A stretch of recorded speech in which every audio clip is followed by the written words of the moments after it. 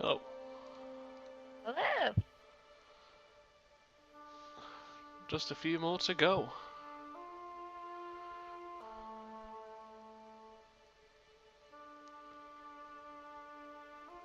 I need to change my push to talk button.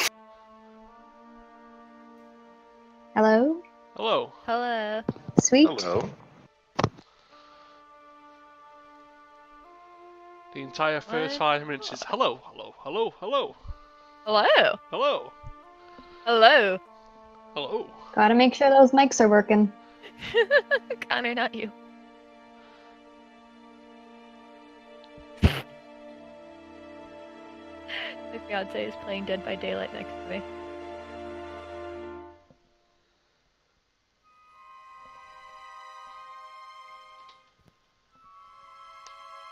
I've just been referring to him as my fiance, but his name is Connor.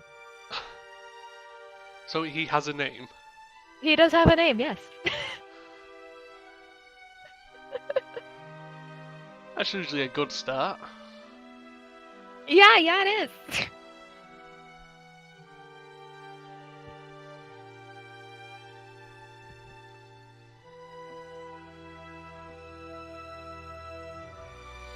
God, I need a coaster.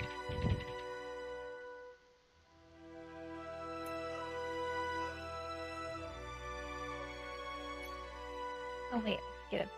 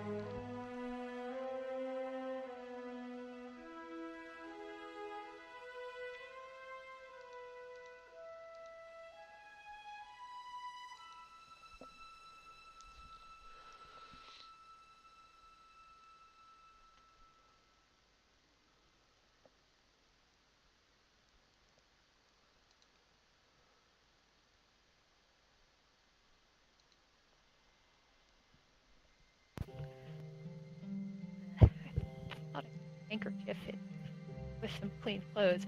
There it is.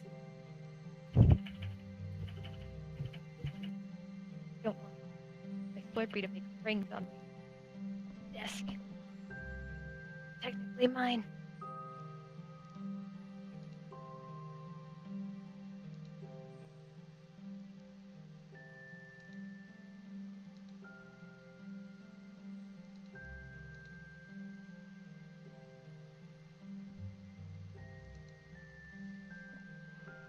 We'll give Zoe a couple more minutes. I assume she's probably still in her other game. That's okay. I'm glad my microphone doesn't seem to be picking up Connor struggling to wiggle away from the killer in Dead by Daylight. Just ADHD. God, I hate button mashing. Yeah, I actually I prefer it over when you're playing on console. And when you're playing on console, you have to just wiggle the left thumbstick in Dead by Daylight. So what I do is I would just put my palm over it and just spin it in circles, and it hurts your palm so much doing that. It was more effective than actually wiggling your thumbstick. Well, anything that works. Yeah, whatever works. Which it normally doesn't, because it's difficult to get away from the killer, but whatever.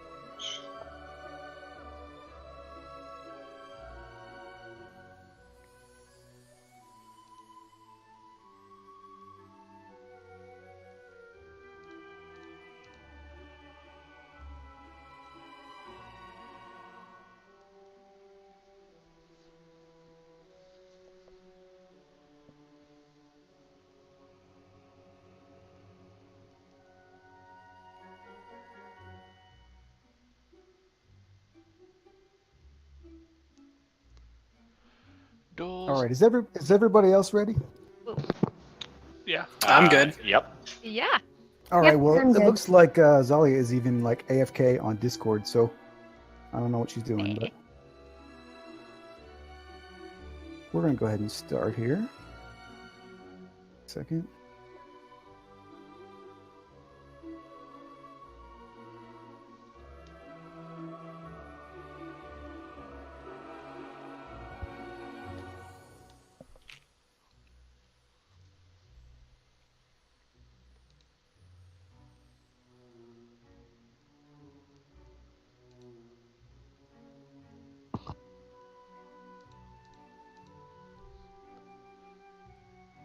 All right, so welcome everybody to our very first session here. I'll just jump right in. Our story begins in the capital city of Iman. It's been a little over 20 years since this city and many others across Taldore were ravaged by the Chroma Conclave and their followers. Iman itself was attacked by Thordak the Cinder King, the fearsome ancient red dragon and leader of the Chroma Conclave. Thordak was eventually defeated by a group of adventurers known as Vox Machina and their allies, and his defeat has been celebrated in this city and others ever since. So 2 decades of rebuilding have left Iman, some would say, in better shape than it was before the Chroma Conclave. And walking through the city, you can easily spot the newer buildings strewn amongst the ones that were able to be repaired. It's kind of a mismatch of architectural differences. You know, you've got buildings that are hundreds of years old sitting next to a building that is 20 years old. So it has a very distinct look that it didn't used to have. But even after the 20 years since, there are still scars that remain from the battles that ensued. Most notably is Thordak's Crater, which is in the center of the Cloudtop District.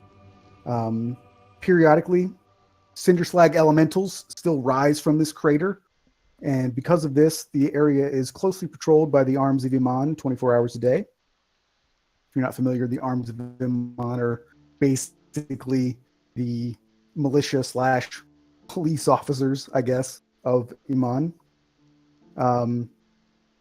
Recently, there have been rumors that fissures outside of the city limits have started to reappear. These fissures during Thordak's reign would basically, if you just think of cracks in the ground where lava and flame would come out.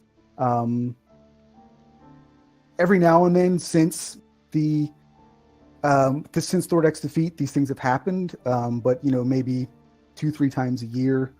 But it's becoming a lot more common recently, and people have noticed some elementals are starting to appear outside the city, and there's rumors that they're starting to appear even further beyond the borders as well. Today is the first day of the new year of 832 PD, and the first day of the year is also a holy day of the Changebringer. Iman celebrates it's called New Dawn. That's the first day of the year. So what we would call New Year's Day is called New Dawn. And at midnight, the city of Iman celebrates with a feast. They usually have a short sort of play that celebrates all the changes that have happened in the past year. If you guys wanted to have attended that, you could have. It's already over. We've passed that. But since the defeat of Thordak, New Dawn has also taken on a separate meaning, and the people celebrate and have a festival to celebrate the rebirth of the city as well.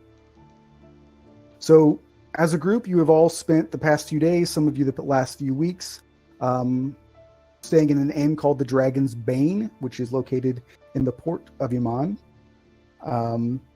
This inn was built during the reconstruction of Iman, and it stands out a bit from the surrounding buildings because, again, it's new and the buildings around it are not quite as new.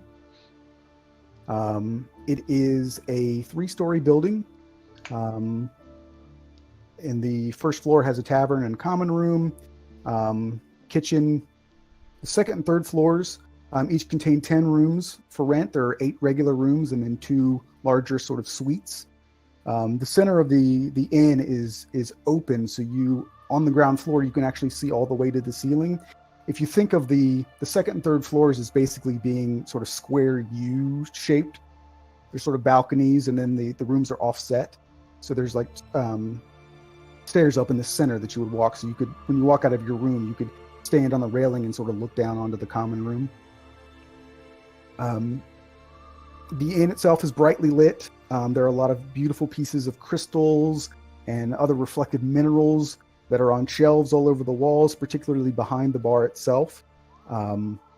There's this gigantic crystal chandelier that's hanging in the center of the room that looks way too ostentatious for its surroundings. Looks like it belongs more in some sort of grand manor than an inn off the port of Iman. The bar top itself is actually covered in a very shiny coat of silver, and the owner, whose name is Malira, she's constantly, you see her just shining it. I mean, it's to a point that it's basically when you go up to get a drink, the bar top basically is like a mirror. It's so shiny. In addition, off to the side of the bar, there is a job board that the owner Malira keeps mostly for her own things. Not a lot of other people put things up there. And so she's usually asking people to locate, again, crystals, minerals, that type of thing. Nothing too grand. She's not going to ask you to go and hunt down monsters or anything. As for Malira herself, her name is Malira Vintara. She has this sort of ageless quality to her. You can't really pinpoint her age. She has white gray hair that does appear to be natural, but her face doesn't match that look. At certain angles, she does appear to be a bit older, but most of the time she appears to be a bit young. So again, it's just this ageless, very hard to pinpoint, how old she is. The other striking feature about her is that she has these vibrant yellow eyes, which leads you all to believe that somewhere down the line she has a bit of mixed heritage because she is a human, or at least appears to be a human. Yellow eyes are obviously not a natural eye color for humans. You also see on the side of her neck and on the back, she's got some scarring and some what appear to be sort of burn scars as well. Not really sure where those may have come from. And she often has a very stern look on her face. She looks kind of angry or sort of in deep contemplation, but you're not really sure of which. But when you do grab her attention, when you're speaking with her, she happily flashes, a beautiful bright smile. And while I'm discussing her, I have actually a picture I can show you guys what she looks like there. Hopefully that works. I don't know if you can see that. Yep. Yep, I can see it. Yep. Cool. So that's her. She is the owner of the inn that you're staying at. So in addition to Malira, who again, she likes to, gossip with all of her guests, talking about latest rumors, happy to listen to all the tales of adventure that the people bring. Because again, you got to remember that you're on the port, so you do have a lot of people coming in.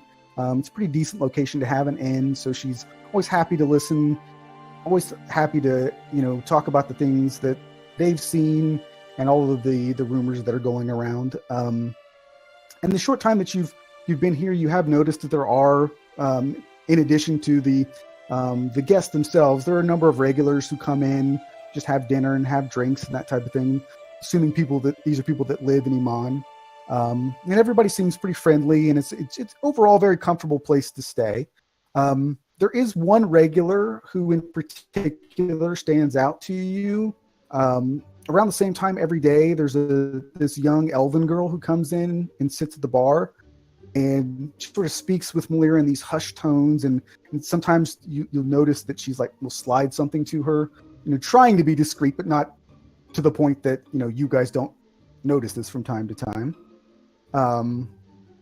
But other than that, this is where we find you all. So if you'd like to go around and introduce your characters, and talk about where you're from, why you're here, and that type of thing. Just wondering how the hell Solitaire is affording to stay in this place. It sounds so fancy. Well, that's the thing. It's kind of delusions of grandeur on the Lyra's part. Yeah. That she wants this to be a wonderful place, but it's not. This is still the port. It's not like she's in the high rent district, so Yeah. it's not anything spectacular. But she just tries her best to make it seem that way. So it's kind of like that really, really nice building down in the slums? Basically, yeah. Okay. I'm sorry, what was the name of the inn again? The Dragon's Bane.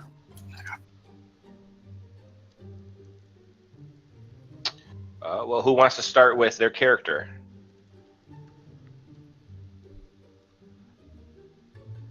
I guess I'll start. I'll take. So Ilbrin is half elven. Very pale skin, blue eyes, long black hair in a ponytail, and he usually tries to dress up in nice clothes, but can't always do that. He is from Singorn, but has been living in Amman for roughly the last 15 years. And that's pretty much it. Oh yeah, his whole entire left arm, fingers up to his shoulder, is covered in bandages.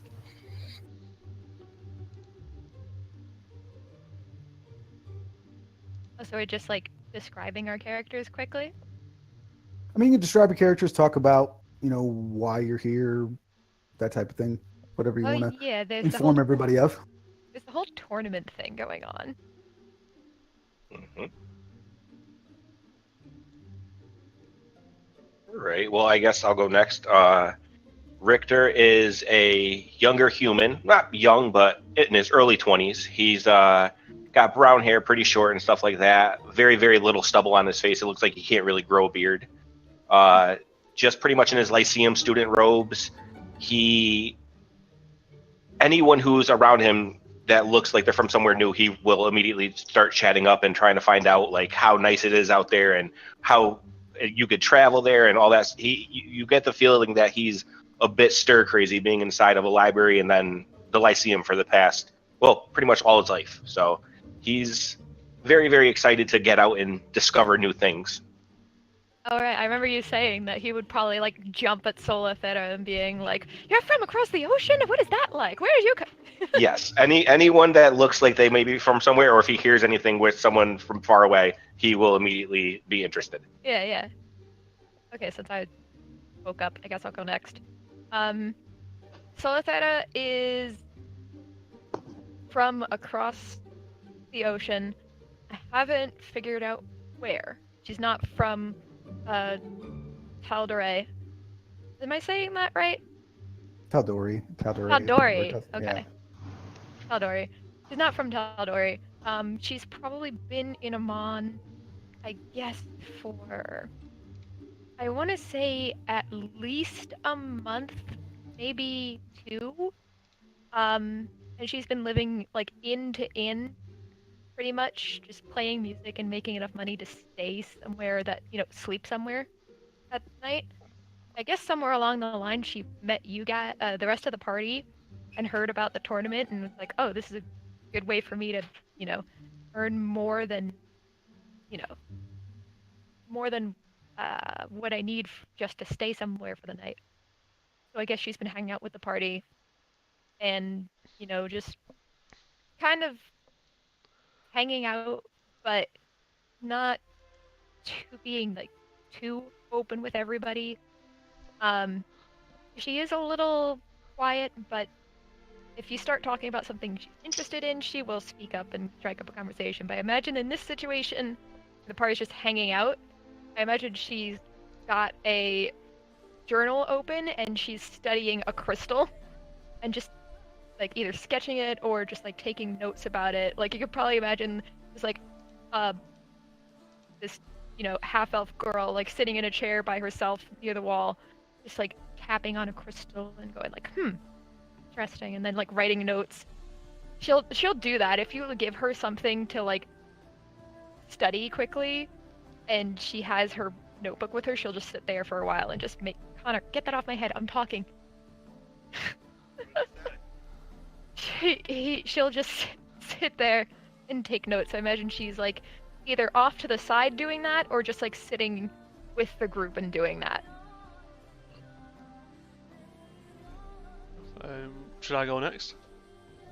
Sorry, Connor was putting a shirt on my head to get rid of the static, apparently. I'm done. So my character is Lalaf. He is from the Cliffkeep Mountains region. He's 7 foot tall. He's grey. He's a Goliath. He's got grey eyes, and he's lacking tattoos that would indicate him being a Goliath. They usually have tribal tattoos. His real standout feature really would be the emblem he has on his swords, which would be a phoenix in a ring of fire on both of them. He's come to a man searching for information on his stepfather and hopes he can find something. And I guess for me next, I'm playing Astrid Lubenhelm. She's from Vasselheim, and she would have told you that she's a noble from there. She's got red, curly hair grown to her shoulders, green eyes, pale, freckled skin, mostly on her nose and cheeks. She wears really well-made dress that shows off that she is a noble, as well as her leather armor.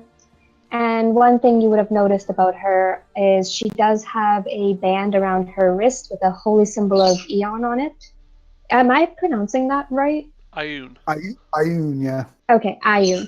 So she's got the holy symbol of Ayun on her wrist. It's on the inside of the wrist rather than out. And Maggie, her owl, so that he normally sits on her shoulder. He's normally very watchful. His feathers are gray-white with some brown speckles, and his eyes are black. Good. Oh, I should also mention that she would have just been chatting with everyone, trying to gain as much knowledge as possible, which is the reason why she's traveling.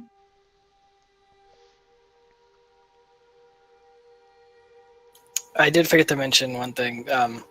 Ilbrin does have a book strapped to his side, but he never opens it. Okay. And I also do have a familiar. It is a ferret. His name is Rascal once he likes you, but until then, he prefers Sir Rascal. Oh, that's adorable. All right, perfect. So, in case anybody, roughly on the map here, this is where Dragon's Bane is. So right next to the P in the Port of Iman. Got it. So to follow up a little bit on the tournament and what you've heard, this is not sort of your typical gladiatorial for honor type of tournament.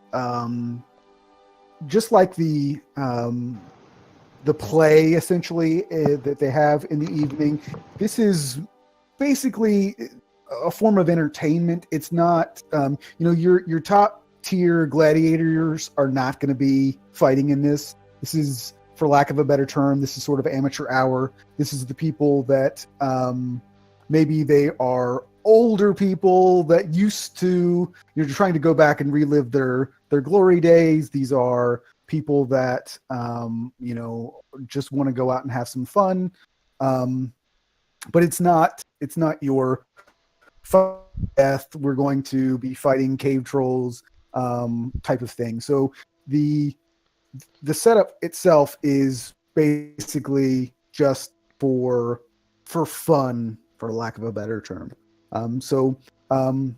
You've in the discussion that you've had with the people at the inn and talking to Malira, you've basically been informed that the tournament itself, each person, because this is initially it's combatants versus each other. So if you're familiar, like, with like the tournaments they were having in Critical Role, where it was them fighting creatures, you actually are not going to be fighting creatures. You're going to be fighting other people. So it's basically teams. Each person is actually given we'll just call it a magical item that each of you wear, so that essentially if you are knocked unconscious, you aren't going to die. It's going to keep you alive, essentially. So you don't have to do death saving throws or anything like that. It's one-time use, and if you don't use it, you have to give it back. But it is there for the safety of the participants. And again, it's for entertainment purposes, that type of thing. And then in between rounds, they also have clerics that will heal everybody. So it's basically fighting with kid gloves on, just to enjoy your time fighting and to please the crowd without, a bunch of bloodshed. Okay, sounds good. I can see why Sola would have agreed to this, because if it was like fight to the death, she would have been like, no. Yeah, now Iman Not a has fighter, those. no. Iman does have those battles. There is a festival celebrating Cord where you do have the knockdown drag out, where it's the honor of victory and that type of thing. But this is more just again, just everybody out to have some fun, show off, do that type of thing. Now, one of the rumors that you've heard is that they do have a symbolic death every year at the end of these tournaments. And so what they usually do is they find some lizard-like creature that they paint red, and that the victors of this tournament basically coup de grace a big lizard as a sort of, oh, look, we killed Thordak type of thing. So that's, again, all part of the show. It's not, and you're not going to fight a dragon or anything like that. It's just they put this creature in a cage. It's usually already been injured, or it's just not very big, or whatever. It's basically whatever they can get. And if it's not red, they paint it red. And then somebody just, as the victors, you get to basically stab it in the head. And that's Well, that's disappointing. I want yeah, to fight a dragon. Everybody goes crazy. It's oh, look, we killed Thordak, that type of thing. So Interesting. And this tournament is today.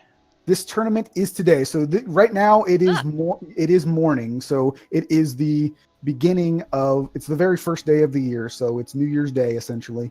So you all are hanging out, having breakfast, and you can hear sort of the rumblings outside that, people are starting to mill about, going towards. Now, the festival itself is, it's sort of celebrated all throughout the city itself. The only places that it really is not is like the cemetery district, and there isn't a whole lot going on in the port of Amman either, where you currently are. The majority of it is in the surrounding areas, the central district, the Erudites Quarter.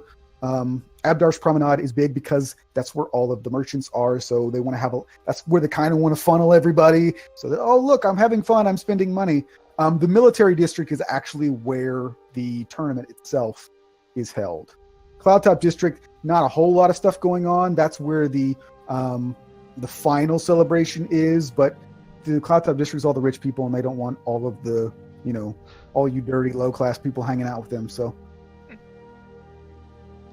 excuse me, I'm not low class. Well, Astrid's not technically low-class either, but... So, do we know what time the tournament is starting? The tournament starts in the late afternoon, so around 4 or 5 o'clock in the afternoon is when it starts. So you do have a few hours to go around, play some games, do some shopping, see what there is to see. Ladies and gentlemen, shall we have a look around Iman before the tournament starts? I am going to.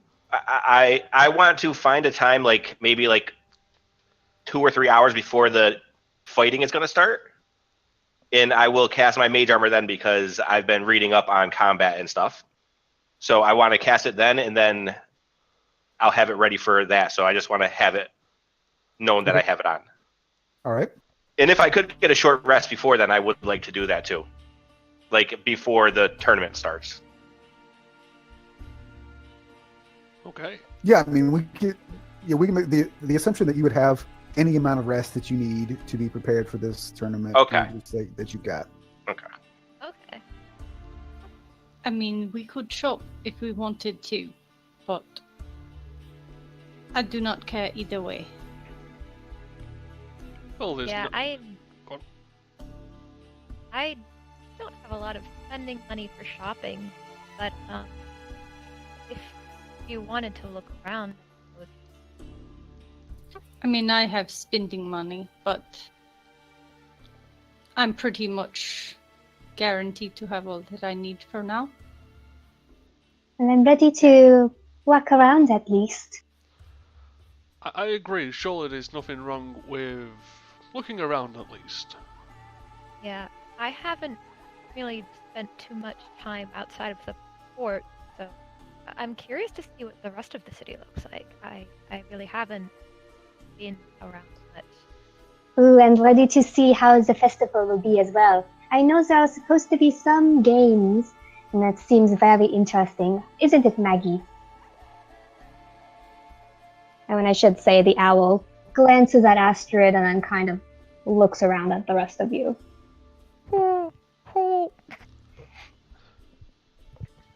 What parts of the city would I like know from living here for not so long, but for the past like few years? I don't know like where the Same for me as well. yeah, I don't know where the Lyceum actually is. I would assume the Temple District. I'd like to know where the library is. I'm sure Solitaire has at least been there. I'm sorry, I lost sound here. What was the last thing that you said? I was asking where the Alabaster Lyceum is, so I would know like what part of the city I actually know about, And I like was or wondering. know my way around. And I was wondering where, like, the library or libraries would be, because I imagine Solitaire would have at least gone to the library, like, once or twice since getting here. Yeah, I actually don't remember where the Lyceum actually is. I would assume it's the Temple District. It's in the Temple District. I thought it was outside. This is outside of character, by the way. I thought it was not far away from the Cloud Top. Maybe I'm wrong. Yeah, let me see if I can find that, because now I'm curious too. I assume since Oben's been here for so long that he at least knows a general idea of what's going on and where things. And I have been here for a while as well, but I'm not telling anyone where to go. Well, we can at least set off and find it on the way. Fine by me. I will watch you. Yes, I am ready to go. I suppose we'll head out then. Where are we going first?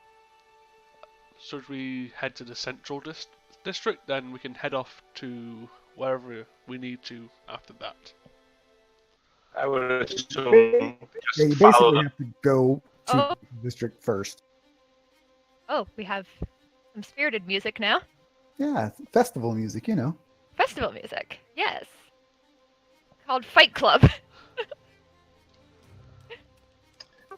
I would assume we could walk outside and just follow. There must be people going around.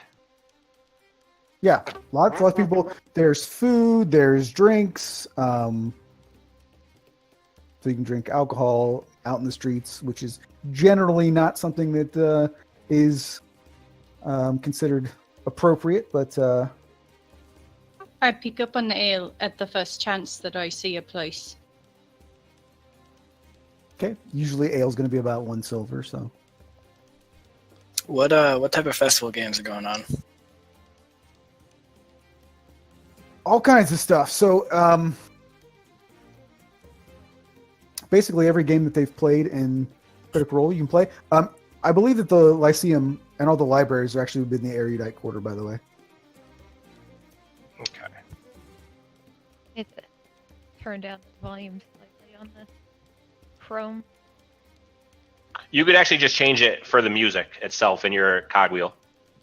Yeah, you can Yeah, turn down the if master you do volume. that, it'll say master volume level. Oh, well. I have mine turned down a little bit too. Oh, I did it. The volume mixer in Windows. It's fine.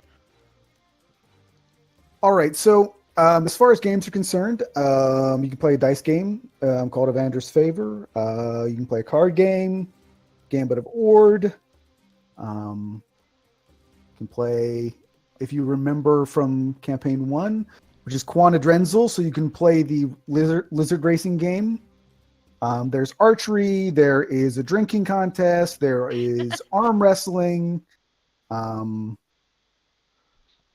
of whatever you want to do. I'd be interested in the drinking and arm wrestling.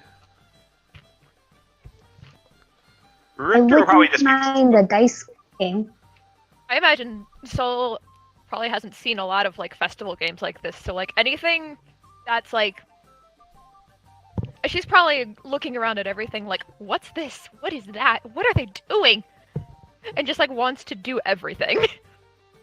Now, most of the games themselves are going to be in Adbarsh Promenade, or Promenade, however you want to say it. The Central District is really mostly residential. So if you kind of want to make your way around, you can go through and, you guys could show off, hey, there's the Lyceum, there's the libraries, all that fun stuff. You want to go around that way, or you could make your way around through the military district to take a look at the, just look at the arena that you'll be fighting in later. However you want to do it, but you're basically, to play all the games, you're going to want to end up over it in Abdars. Well, it's probably, My vote is for games.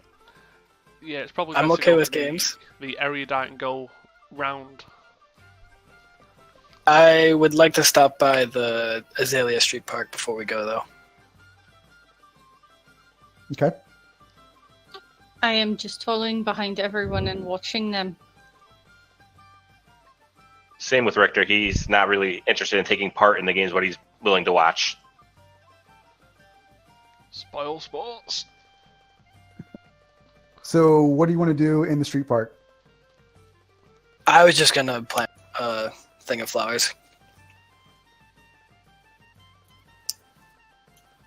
Just to remember. Wait, you were gonna do what? Plant flowers? Yeah, I have a bouquet, like a small bouquet. If Oh, I you were can go going to buy one. get flowers. Yeah, sorry. I was gonna go see if I can buy flowers and then plant them there, if I was allowed to. Okay. Yeah, there's plenty of vendors.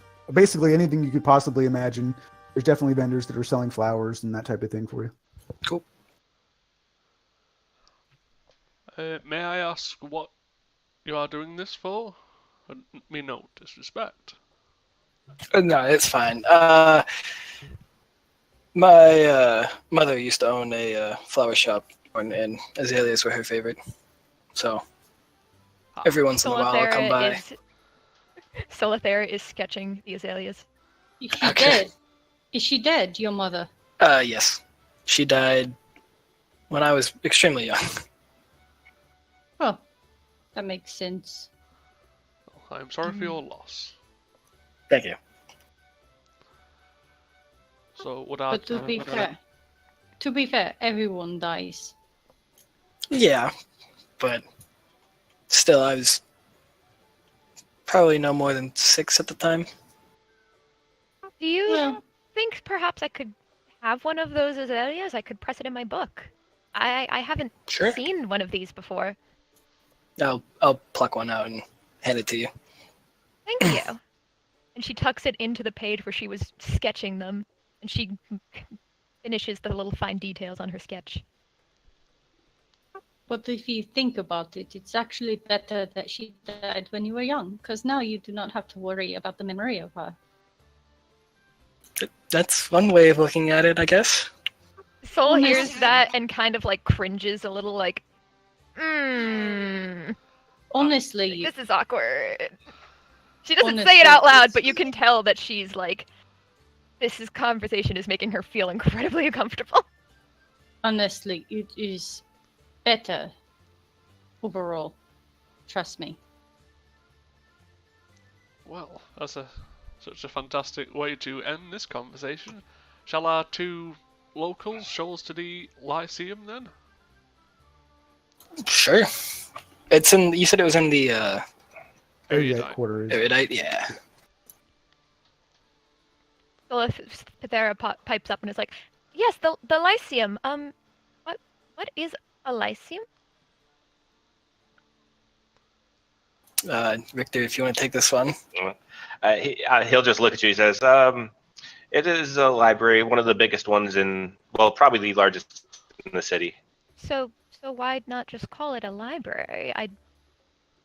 Why is it a Lyceum? I'm a student there. It's not just a library. There's more to it, but for the most part, many books and learning. So it's a school with a library, or It's within a like- large library? A school within a library that has many different talents, that have many different assigned patrons to it, is a lyceum. She kind of sits there for a second and processes this, and her eyes go wide, and she's like, A "Where lyceum is was a this place- when I was a child? That sounds wonderful!" A lyceum is a place of study. And she's just like beaming at the thought of like a school in a library. It sounds like the best thing ever. It has its uses, but it's also very expensive. Oh, It is a very expensive place, and one of the things that you'll notice there is that this has some of the tallest buildings in the city, and in fact, it has some of the tallest buildings on the entire continent. It is considered to be the most sought after place for arcane knowledge on the continent as well. So it's not just a school, it's also, it's a repository of knowledge. People from all over the place would go there to find answers to things that they, find answers to mysteries and those types of things. In fact, if you're looking at the Cloudtop District, the way that the Cloudtop District is kind of on a hill, and the towers of the Lyceum are nearly at the level of the Cloudtop District. They're so tall. So it's very, very beautiful. There's these ancient buildings that have been there for a very long time, and in fact survived Thordak as well. So These places are not. I understand if you are looking for knowledge, but the people who come out of here are not always the nicest or safest people. Honestly, I would avoid them. And I just walk off. and Sol is there now sketching the buildings themselves because she's never seen any buildings this tall in her life. Would either of us that go to our students here know if we could bring people in, or would we have to go through a certain thing? I think it's under supervision, right? it is under supervision, Yeah. but I don't know if we would be able to supervise technically. you would probably be able to bring people into certain areas, but it's not like you wouldn't be able to take them into the libraries or anything like that. But Yeah, the people who are students there can usually take people into the building on tours, but they can't actually show them restricted areas. And I know it said that we could use some of the tools there. Mm-hmm. If it said we had to, because of part of the background, we could use the tools. That. Yeah, that's what it is. But yeah, I would walk up to the door and say, "Well, we can always come back here later. Would you like to go to the fair instead of the library or anything?" And Sol, kind are of you just trying to look tell off. us something? I've spent most of my time here. I would rather not go in when I don't have to be. yeah, Yeah. And as a Lyceum student, it would be something that you two would be able to go and do, but you wouldn't really be allowed to bring anybody else to go in there with you to do those types of things. So Mhm. All right. Well, then I guess we don't really have much to do here. We can, if you guys would like to come back later, we could. But Yes, we can come back later. I mean, the festival is on now, so we should go enjoy that while we can. Sounds like a plan. I would love to see that library, though. That sounds amazing. we'll make sure to come back later. All right. And what did we have to do to get into this contest? Did we have to like all sign up somewhere, or? Yeah, I mean, for sake of ease, we're just assuming that you guys had already signed up for it. Just Well, so no, that- yeah. Was there anywhere that had like when we were signing up? Was there anywhere that had like a list of the other people that were fighting? It probably would have had names of groups of teams, essentially, that would have been on Okay. there. So the other thing about this is that it's kind of a just so that we don't have to spend forever doing it. We're just going to put it in there that you guys basically received a seeded position so that you don't have to fight like 18 rounds to get to where you want to be. So it's a bracket. basically it's a bracket, yeah.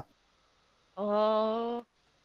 Okay. So your first fight is around 4:00, but there is currently fighting going on right now, and there may have started late yesterday as well, just to get all of it in. So the brackets have already been released, right? Yes. Okay. Solithera definitely wrote that down. Definitely like already copied the bracket into her notebook. And I am going to look at everyone and say, well, I don't have much interest in games, but I do have interest in the fighting. And he kind of looks embarrassed. He goes, this is going to be my first fight. So if it's okay with you all, I'll let you go to your games. I want to go watch the fights now. I will go with you. I have no interest in shopping. I would rather watch the fights. And I also have copied the fight schedule down into my book. Smart. So pretty much what Richter wants to do is like go and see if he could get any sort of information on who they're going to be fighting in their first match and just watch who's fighting and stuff. If you need information, you could just ask me. I think Sol definitely wants to play some games. She's never played games before, so aside from like simple gambling, I guess, but she wants to go and see what these carnival games are, these festival games. Astrid would be following with Soul. Same for Lalaf. Same for Ilbin. So then if the Soul is speaking, so then if we're going to split up for a little while, should we meet back at the inn or perhaps at the tournament grounds later? We could. Sorry. Are we already gone, or are they trying to talk to us while we're leaving? Oh, no, I think we would have still been there. We wouldn't have just said, I wouldn't have just said I'm leaving and walked off. Well, I would have, but yeah, okay, I'll stay. As long as one of you knows what the schedule, like what the plan is, I guess it's fine. If you want, it would be easier to just come to the military district instead of going all the way back to the port. So meet us at the fighting pits. So then, okay. And this is at 4:00? Maybe like, well, I don't think that, meeting at 4 when the fight starts is a good idea. I think maybe like, how about everybody agrees to meet there at like 3:30? Well, I will Sounds be good there to the me. entire time, so you'll see me, I'm sure.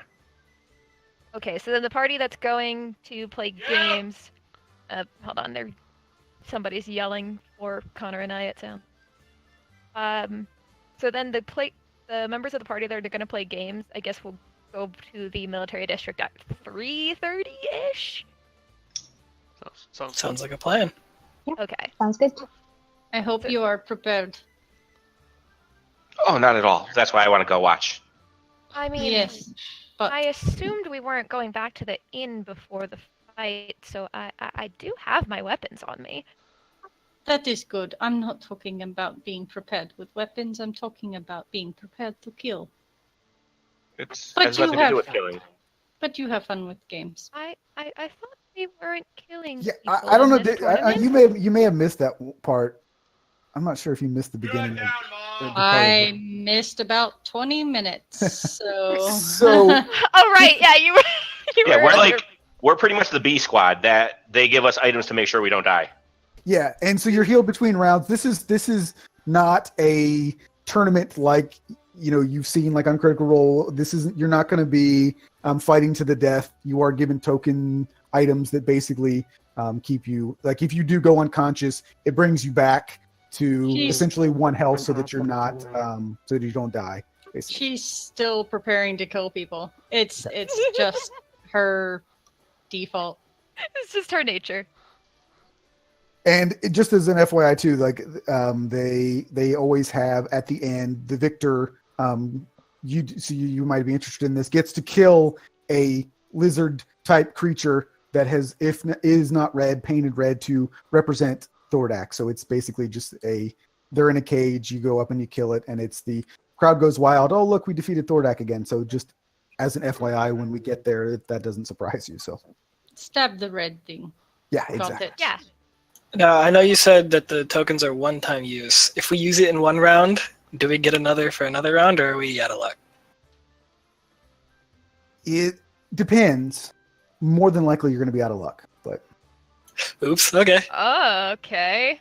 So don't be a Because- squishy.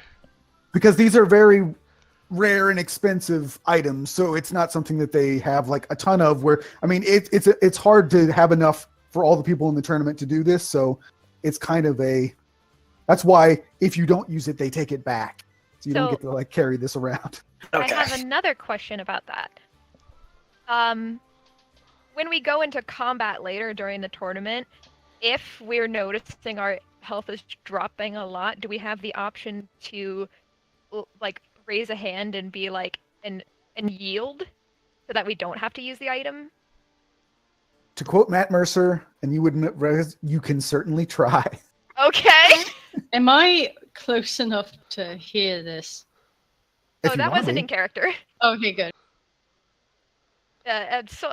When I'm speaking as Solitaire, it'll be a little quieter, and I'm gonna speak slowly. Like this is like my normal speaking voice, but Soul is going to be the more quiet, deliberate speaking, like this kind of thing. But this is just normal me. Yeah, I mean, there's not official rules where it's like you make a signal and you're essentially quitting. You could attempt to do that, and if the person that you're fighting decides to just like, okay, you're done, then maybe they will, or maybe they'll just knock you unconscious so that you don't get up and do anything else. But Yeah, we can come back around to fight rules later when we get to the fight, I guess. I mean, there aren't a whole lot of rules because you can't die essentially. Yeah, true. But like, and there is, and if you after the first round, they do have clerics that will heal you, so you will be. Now you won't be able to. You still need to be prepared with all of your spells and that type of thing because you're not going to have enough rest to regenerate all your spells or anything like that. But you will be healed to full in between rounds. So. Okay.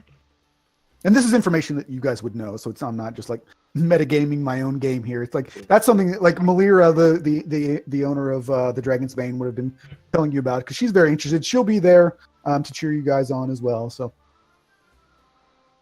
Well, then Richter would like to, at some point, like I said, cast a mage armor, and then I'll use my arcane recovery while I'm sitting there watching it on a short rest to get my spell back. there you go. Apparently we're having dinner now. I don't know what it is, but if you wanted, like, I don't know how the party going to each do their own thing is going to be. I don't know how you want to resolve that while I'm at dinner. Well, we can play some games for now while you're. Okay. Just assume if you're playing games, Soul is probably playing alongside you, like wide-eyed, like, what are the rules of this? How can I play this? Like that kind of thing. And just Cool. taking notes the whole time. I'll try to eat quickly. I don't know what we're eating. That works. Okay, I will be back shortly. Thank you. All right. So Oh. one of the we'll just assume that you guys are already over here at the promenade, and you can see that while there is a charge to, or a buy-in essentially to play the games and that type of thing, it's being sponsored by all of the games in this area are being sponsored by Gilmore's Glorious Goods. And so generally the prizes, so for example, the Gambit of Ord and Avadra's Favor, which is the dice game and the card game, if you win, you get a potion of healing. So you don't win your money back, but you can win a potion of healing. I would like to participate in that. A superior potion or just Just a regular potion. And am I even asking this question because I'm actually at the fighting pits? Yeah, you wouldn't probably not be asking that question, but yeah, Okay. For everybody else to answer that question, it is just a regular potion of healing. So, but you have to remember that it's you're going to probably make out on what the money that you would spend, because I mean a potion of healing is going to be about 50 gold pieces, whereas you're not generally going to have to spend that much money to. You won't have to spend that much money to play. Now, whether you spend that much money to actually win is a different story. But Fair enough. And the other games would have. the other games are generally just going to be the winning money. So like the Quantadrenzel, which is the lizard racing game, that's going to be money. And archery, drinking contests, and arm wrestling are usually just going to be the pot. Basically. Okay. Well, there's no harm in getting started then. What is there? Well, I'm no good in an arm wrestle, and I don't really hold my own in drinking, so I can play a card game or two. Right, well, Okay, the card game is Gambit of Ord. So does everybody who wants to play this game? I'll put money down. So it's one. It's going to be 2 gold pieces as the initial buy-in. Yeah, I'll buy in as well. Astrid will be watching this round. Okay, so what you want to do is do GM rolls. So roll them to me. So the first thing that you're going to do is roll 1d8.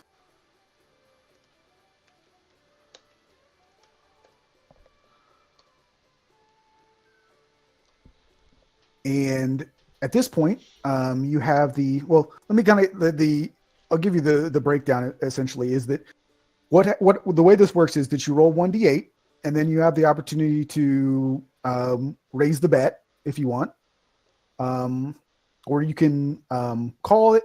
So let's say that Lalith bids an extra 2, and then Ilbrin can meet that fold, or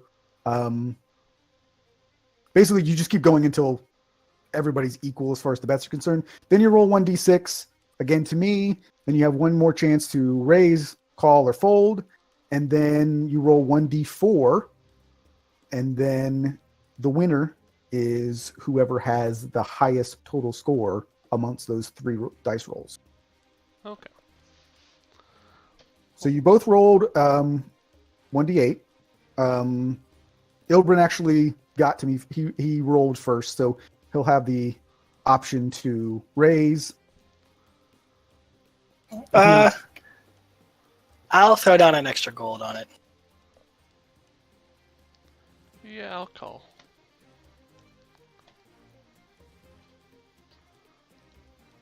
All right, so now 1d6. Yeah, each of you roll a d6 to me again.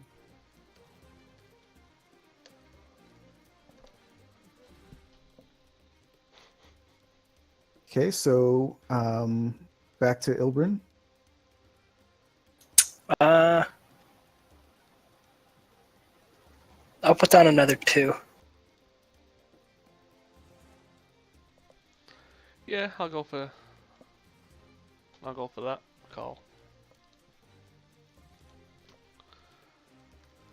Okay, so at this point, you just roll 1d4.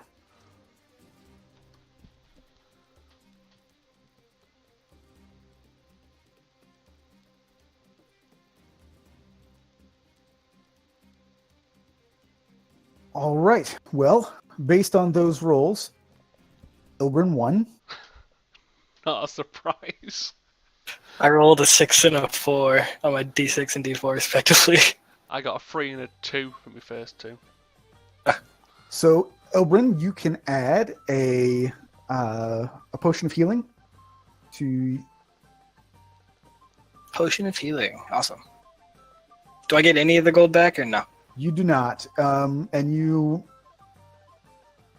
Together, you both spent 10 gold. I don't know how that broke down, actually. I didn't write that down. Yeah, I put 5 down. Yeah, Okay. same. So you'll each lose. So that's a pretty good 5 gold potion of healing. Pretty good. Can't complain. And you say they had a dice game as well? Yeah, the dice game is Evandra's favor.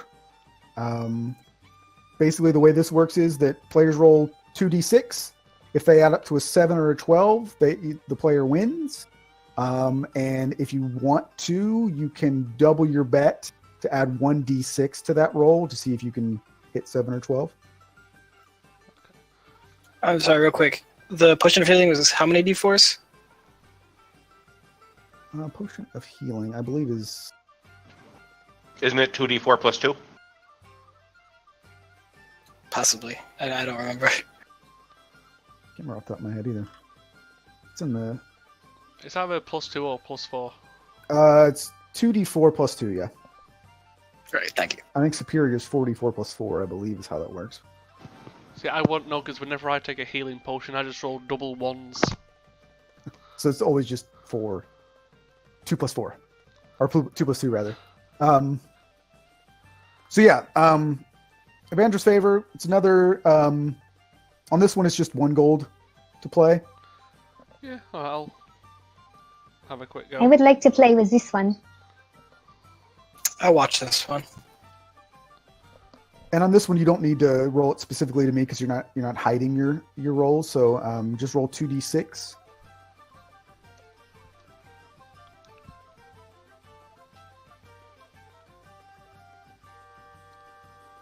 And if you want, you can spend another gold to roll an additional 1d6 to see if you can hit a 7 or 12. Yeah, might as well. Yes, I will do the same.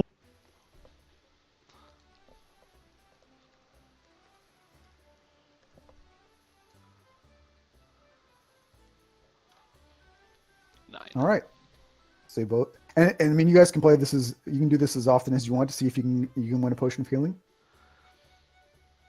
I'll give it another go. Astrid will do the same.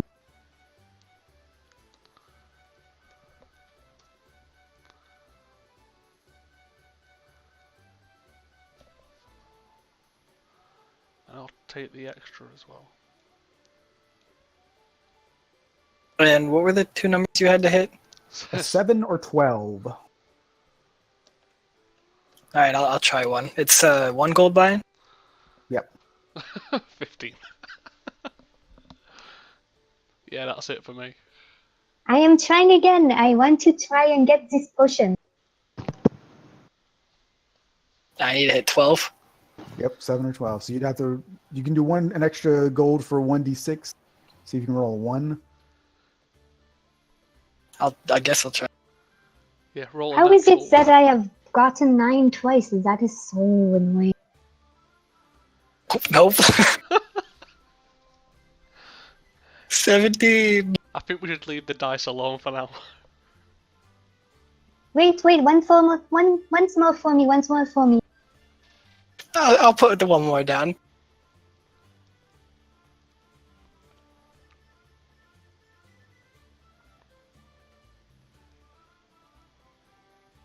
Oh, there you go. Well, I got my 7. There you go. That's all you needed. So now you have 2 potions of healing. Astrid Well, I just will give that to grumbling. somebody. Yeah, if you want to give it to somebody, then Anybody else need this? Your fighter wouldn't say no to it. All right, here you go. Yay! Yes, I suppose I do have my own spells to use, so you can use that.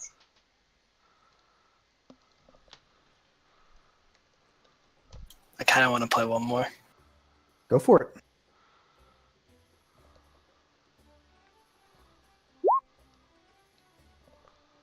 And I'll spend the extra.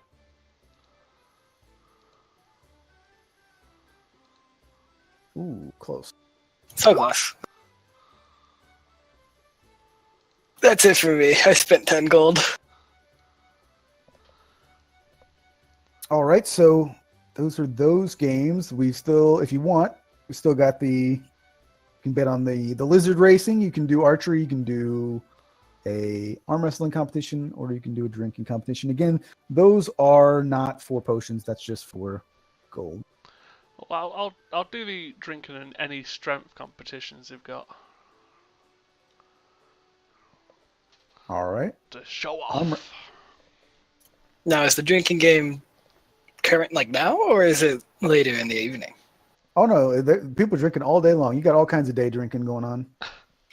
I have wandered back to the group, trying to, I guess, find them, and I will try to join in. Yes, come play, Zalia. Come play. I am playing the dice game. I do not care for dice, but I will try the archery. Oh, that is interesting. Let me follow you then.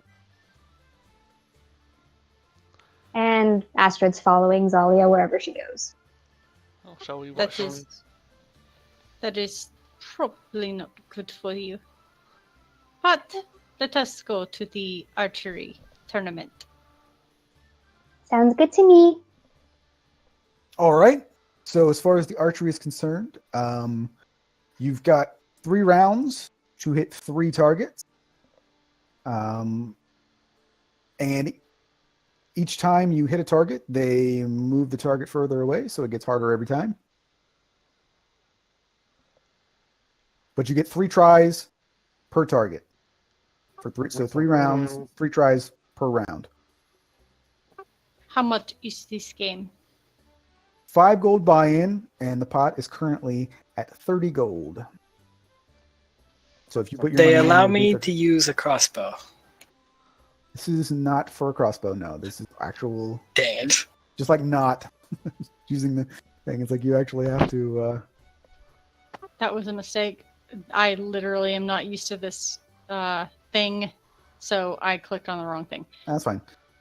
For this, actually, for the archery, it's not really going to be an actual, because not everybody has like that in their inventory, and I'm not going to add it and all that stuff. So basically, it's just going to be dexterity rolls. 'Cause that's the basis of archery. So Okay, I will try and buy in and shoot the arrow. all right, Astrid's just cheering you on.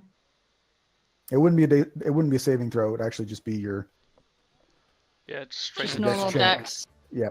Yeah, like that. All right, so your first arrow, or for the first target, hits. So next round, they're going to move it. They're going to move the target back a little bit, and you go again for your second target. Lalaf's clapping.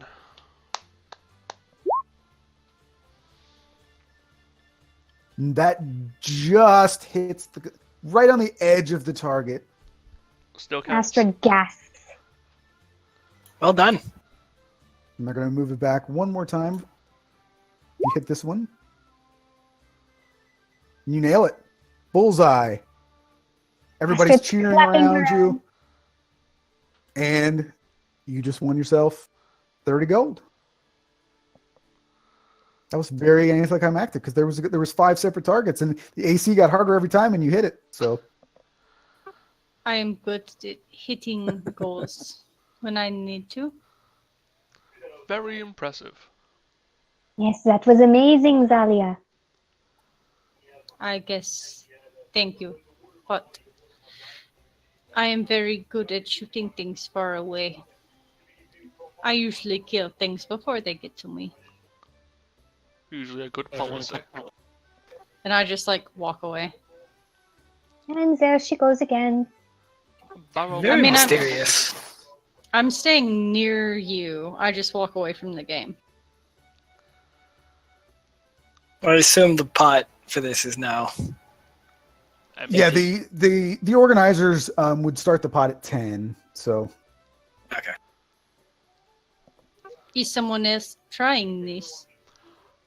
I don't think I want the embarrassment. Unfortunately, this is not my wheelhouse.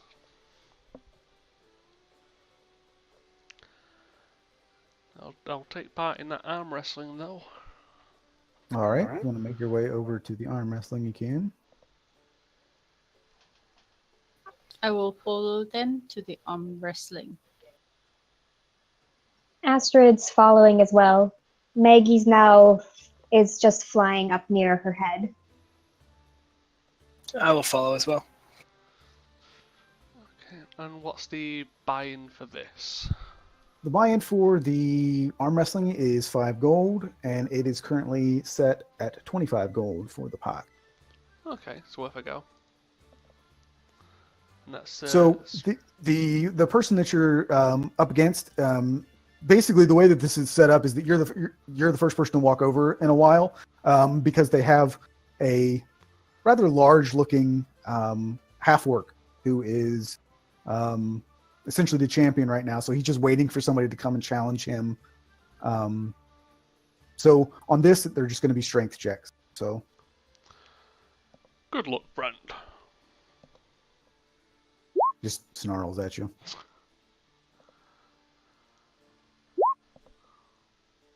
All right. So basically the way this works is that we're at the starting position, and since I won that, you're about halfway down. If I win the next one, you lose. You're If probably you win the next one, we're back to. If you win the next one, we're back to center. So knowing my luck, I'm probably going to roll lower than a 12.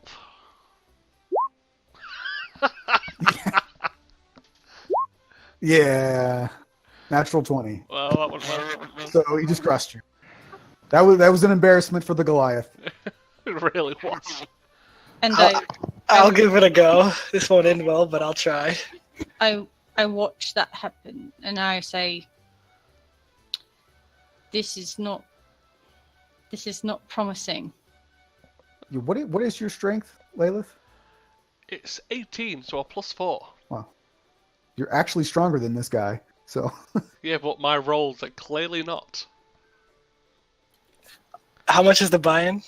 5 gold, and it is currently at 30 gold now that Lalith gave his 5 in. Alright, this is going to be embarrassing.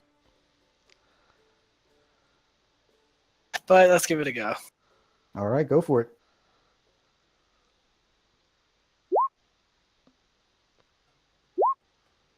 Another natural 20. Oh no. Let's get All him right. out of him early.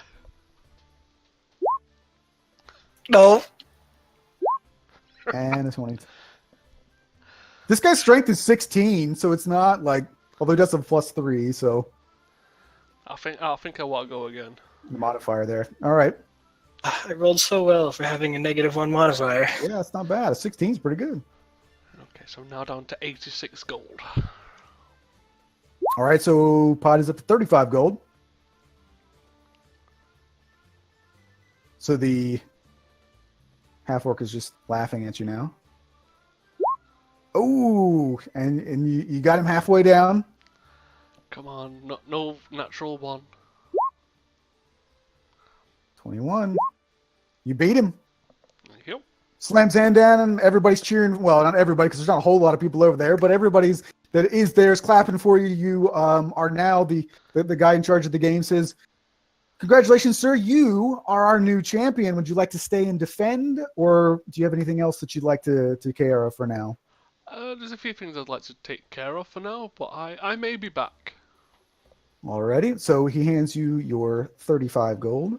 Sweet. Trying to do Well, math. that gives me more hope.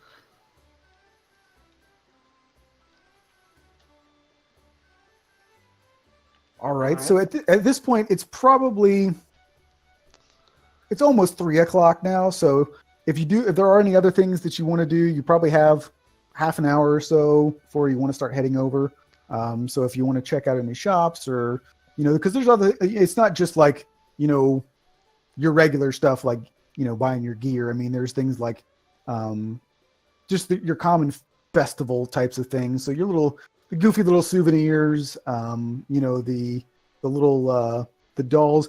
One of the things that they do here is it's usually for kids, but they do have sort of tokens that are reminiscent of the members of Vox Machina. So you can get little like spectacle glasses like Percy, and you can get these fake blue feathers to put in your hair like Vexalia. So it's a sort of celebration of Vox Machina as well. So you'll see little kids running around with all that stuff on. You could probably find some for yourself if you really wanted to. Hello, I'm back from dinner. Hello. Welcome back. Thank you. Lalith won the arm wrestling competitions, and Zalia won the archery competition while you were gone. Damn. What's with all the strength checks? Yeah, that was the arm wrestling. Oh, got it.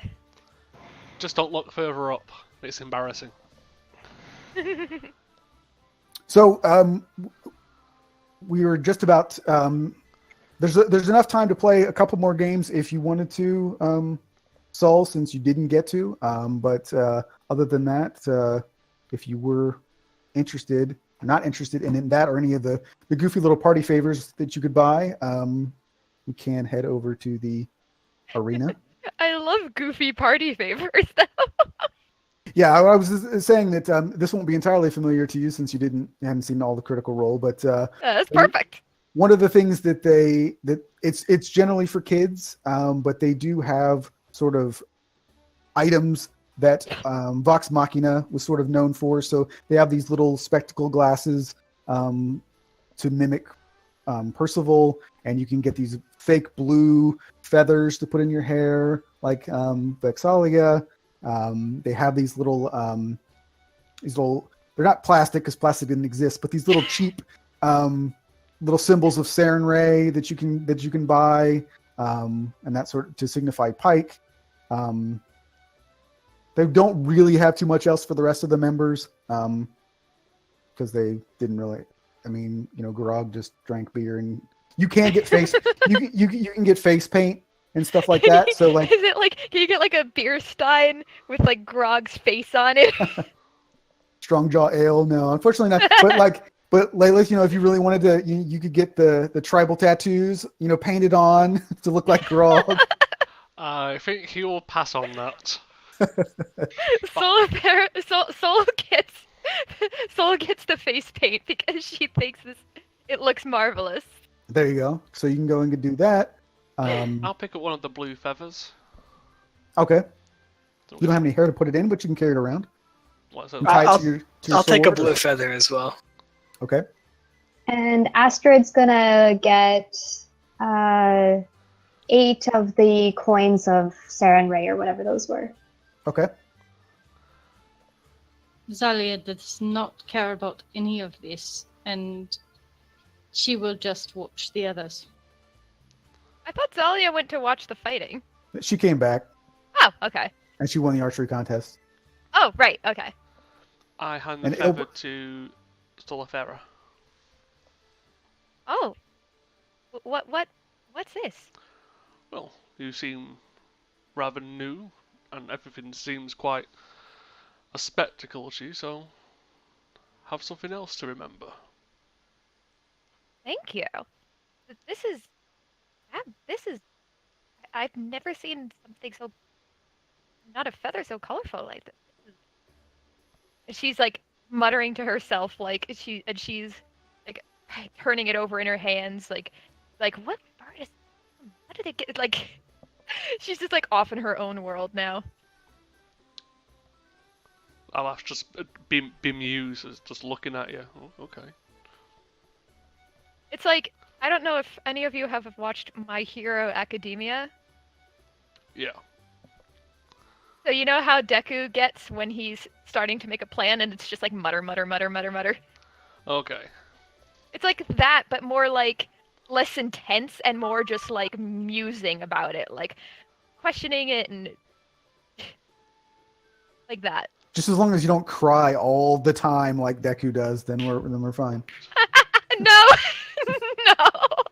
That's the No only thing I crying don't like. aloud. I was like, that's so frustrating with that show because it's like he's constant, like they constantly crying and like, dude, get over, just stop. Oh, I need He's strength. so emotional. All right. No, Soul's not a crier. Not So yet. if everybody is ready to go, we can head over to the arena. Okay. Good for me. Let's try not to lose. All right. So through the tournament and the it's come down to you finally know because they actually had to go through all of the different fights to get there. But you head over to the military district, and there is a man who's in charge of the arena itself. Again, this is generally used as sort of just a place for the arms of Iman to train. So it's not a huge arena. It can hold about 1,000 people. Sounds like a lot, but Iman has almost 300,000 people living there, so it's not that big. You can't get a ton of people into it. But again, like I said, this is not one of those grandiose tournaments where the entire city's going to want to come out anyway. This is sort of just for show, just for fun. The B team. Exactly. So you show up there's this elderly gentleman. His name is Derek DeVosa. He is old. He's kind of hunched over. He has absolutely no hair whatsoever. But he has a very well-kept white beard. Very nice clothing. Nothing sort of ostentatious or anything, but well-kept. Looking very nice, and he welcomes you all over and says, oh well, I see you're here a little bit early. It turns out that you'll be fighting. Let me see here. Looks like. See if I can. He's having a hard time. He's like got little glasses on his nose. It's the. Looks like they're from Wildmount. It's the members of the Darrington Brigade that you'll be fighting. Splendid. All right. I have heard of them, and I am not worried. Hopefully that's a good thing. Surprised people from Wildmount are coming out this far. Oh well, we have people that come from all over the place to celebrate with us here in Iman. It's a global phenomenon, don't you know? We shall look forward to facing them. All right. Well, he says just follow me, and I'll show you to where you can prepare. And so he takes you sort of underneath the Coliseum there. So you have essentially, for lack of a better term, it's a locker room where you can get yourselves all prepared. And you got probably 35 minutes before the actual event starts. I'd Is there like anything to that you want to do beforehand? take a minute to do a silent prayer to Exandria.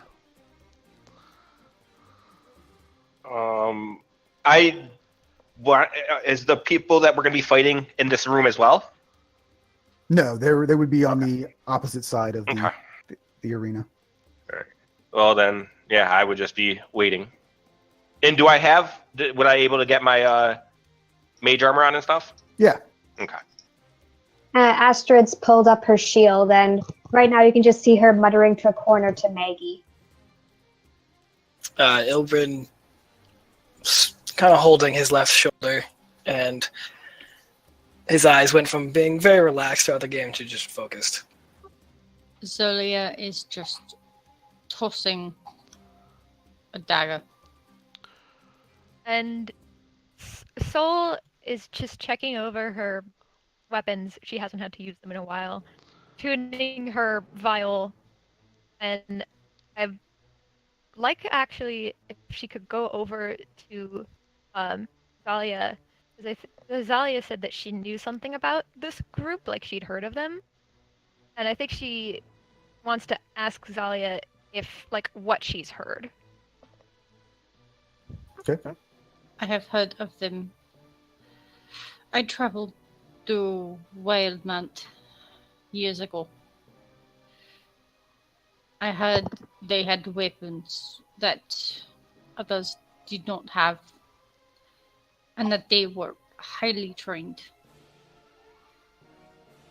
I am not worried, though. I think that we can beat them with magic, and I think that my blades are sharper than their tools. Well, I suppose we should talk tactics then, that being the case. Well, who here likes to get up close and personal? I do. As would I. All right, then. I usually like to stay a good amount of distance between me and whoever is trying to kill me. If we're talking combat strategies here, then I would be mid-range, preferably. With my rapier and my dagger, I can defend myself well enough, but with my spells, I can provide support from the back if needed. But seeing as how I can defend myself, I think mid-range would be best for me. But how much have you trained in those daggers? What was that? How much have you trained in those daggers? Do you really know how to use them? I can use them well enough. If I learned one thing in my childhood, it was how to defend myself. I'm pretty confident about that. We will see. So, when Soul is talking about her fighting experience, her attitude definitely changes a bit. Well, let's just make sure that we don't do anything too reckless. I'm sure everything will be fine. I mean, perhaps now is not the best time to say, but I don't have that much experience in fighting. But yes, everything will be fine. I will stay mid-range probably. I've got support spells. I've got a dagger if necessary. I've got what do you call it? I've got my crossbow if I need to. So I'm sure it's all good. If we're sticking mid-range, then we can cover each other's backs then. Sounds good to me. Richter kind of just pipes up. He goes, "I'll leave behind everyone." Well, don't worry. I have close to 20 years experience using, or fighting at least. So don't do anything too reckless. Well, it seems like we've got a well-balanced team at the least. Let's hope so. I'm just staying quiet. I suppose we're waiting for the fight to start then. All right. So after another 20 minutes or so of you guys just kind of waiting, Garrett kind of comes in and just motions you on over. Said, "Well, the fight is about to begin. Is everybody prepared?" As Yes. can be. All good over here. Richter's trying to stand in the back, but if anyone looks at him, he probably looks like he shit himself. I just put my hand on his and- shoulder. Don't worry, if you're in the back, I'll probably be there with you. He can't even speak. His face has gone white. He looks scared shitless, but he's going. All right. So Derek motions you. Scene change! Scene change. So I will give you all a moment to sort of position yourselves where you would like to be. And also, as a point of interest here, do both of you have your familiars out as well? I would probably have left mine inside that little room. I wouldn't be having them in here. Okay. I would Astrid, have Maggie. And just out of curiosity, are we not supposed to be able to see anyone else's HP for us? You should see your HP, but you probably should not see anybody else's. Okay, I didn't know if we were supposed to see our party or anything. What about names for everybody else? Yeah, you should see everybody's name. I don't. And No. I only see my name in health bar above. Yeah, Same. same. Also, Same as me. how do you remove like the display pictures of everybody? If you click at the very top left-hand side of the map where it's like it's the arrow, then you can just click on your token and drag it and move it. I meant like the display names, like the square pictures with Oh, everyone's. so if you go to the cog wheel, and then it is I don't think you could move them, but you could put it down to name only yeah, that's Yeah. yeah. In at the very top bottom right, of settings. yeah, it's the very bottom, and it's game settings and player avatar size.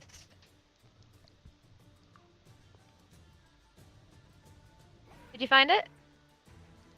Yes, thank you. Oh, that's Okay. perfect. Thank you. Yeah, that's a lot better. Good thinking.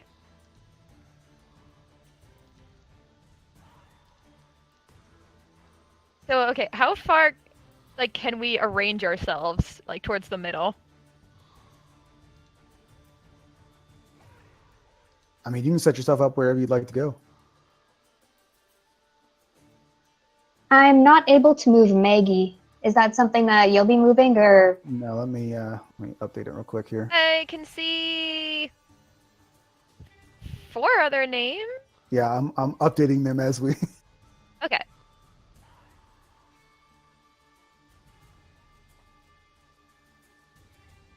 And since I'm sure we all know what we're going to do, I'm going to be standing behind the cleric in case I get hit. Okay.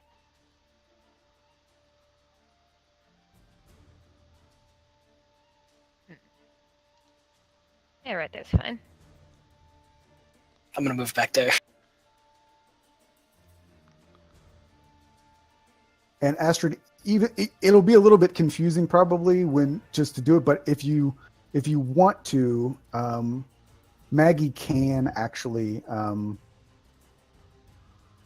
be on the same space that you are. Because I mean, you put her on top of you if you wanted to. Because I mean, she's small, so you know it would be weird. But just so you know that she can travel through people essentially. So if she wants to land on your shoulder or somebody else's or what have you, she's not restricted to.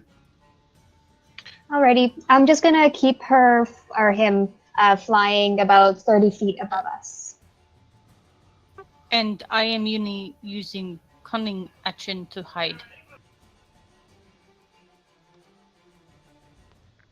I drew a line. I don't know if everybody can see it. but Yep. Yep. Fuck. If you just select the arrow on the top left, you could like select that line and press delete. I'm trying. I forgot it's rule and not arrow. There we go. Did I just delete myself? Yep. Holding control and press Z. It Okay. should work. No, it didn't. Uh, Sorry. Well, there's one character death.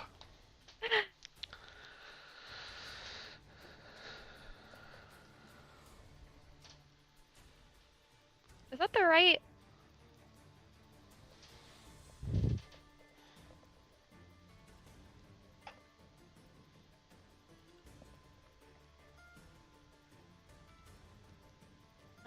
Oh, that wasn't the right picture. It was a different picture just now, wasn't it? Oh, it might have been. I actually have multiple ones there. Let me get rid of this one. Quick question: are we fighting things coming out of this cage, or no? We're not. Yay, We're fighting there it these. No, We're so- fighting the other people. Yeah, the cage. That's the creature in there. Is the honorary dragon. Yes, exactly. Okay. It's such an honor. It's just gonna get killed in a cage. That's where I've got Okay. 6 people charging at my face. I got a mechanics question real quick. I know if you leave somebody's threat range in melee, they get an AOO. If you force somebody to leave somebody's threat range, do they still get an AOO or no? Like, if you like push them. If I had something that could pull somebody through Lala's space, would that force Lala to get an attack of opportunity on whoever I force through? I don't think so. No. Okay. No, I'm pretty sure they have like if you feared someone and they ran away from you, like yeah, but they actually have to be moving themselves. Okay. But I mean, hey, it's the DM's call anyway. Yeah, Whatever that's he fair. wants.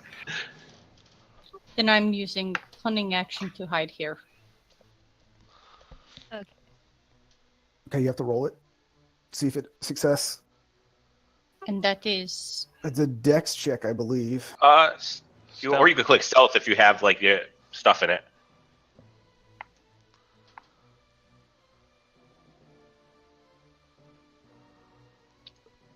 well, that did not work. Yeah, everyone can see you. We are in a mini coliseum here, so it'd be hard to really disappear. Just letting you guys know that was a +6, so fun Yeah. time. Oh man. So, we kind of glossed over, but basically, I mean, I'm not going to go through the whole Barker screaming, yelling. There's the Coliseum's not entirely full. Like I said, it holds about 1,000 people. There's probably 750 people here. So you do have a fair amount of raucous cheering for you. Everybody, and just as a FYI too, so our honorary Thordak, everybody give me a perception check. And actually, Astrid, you give me a medicine check because you're proficient in that, right? Oh, excuse me. Wait, is a dragon here? Yep.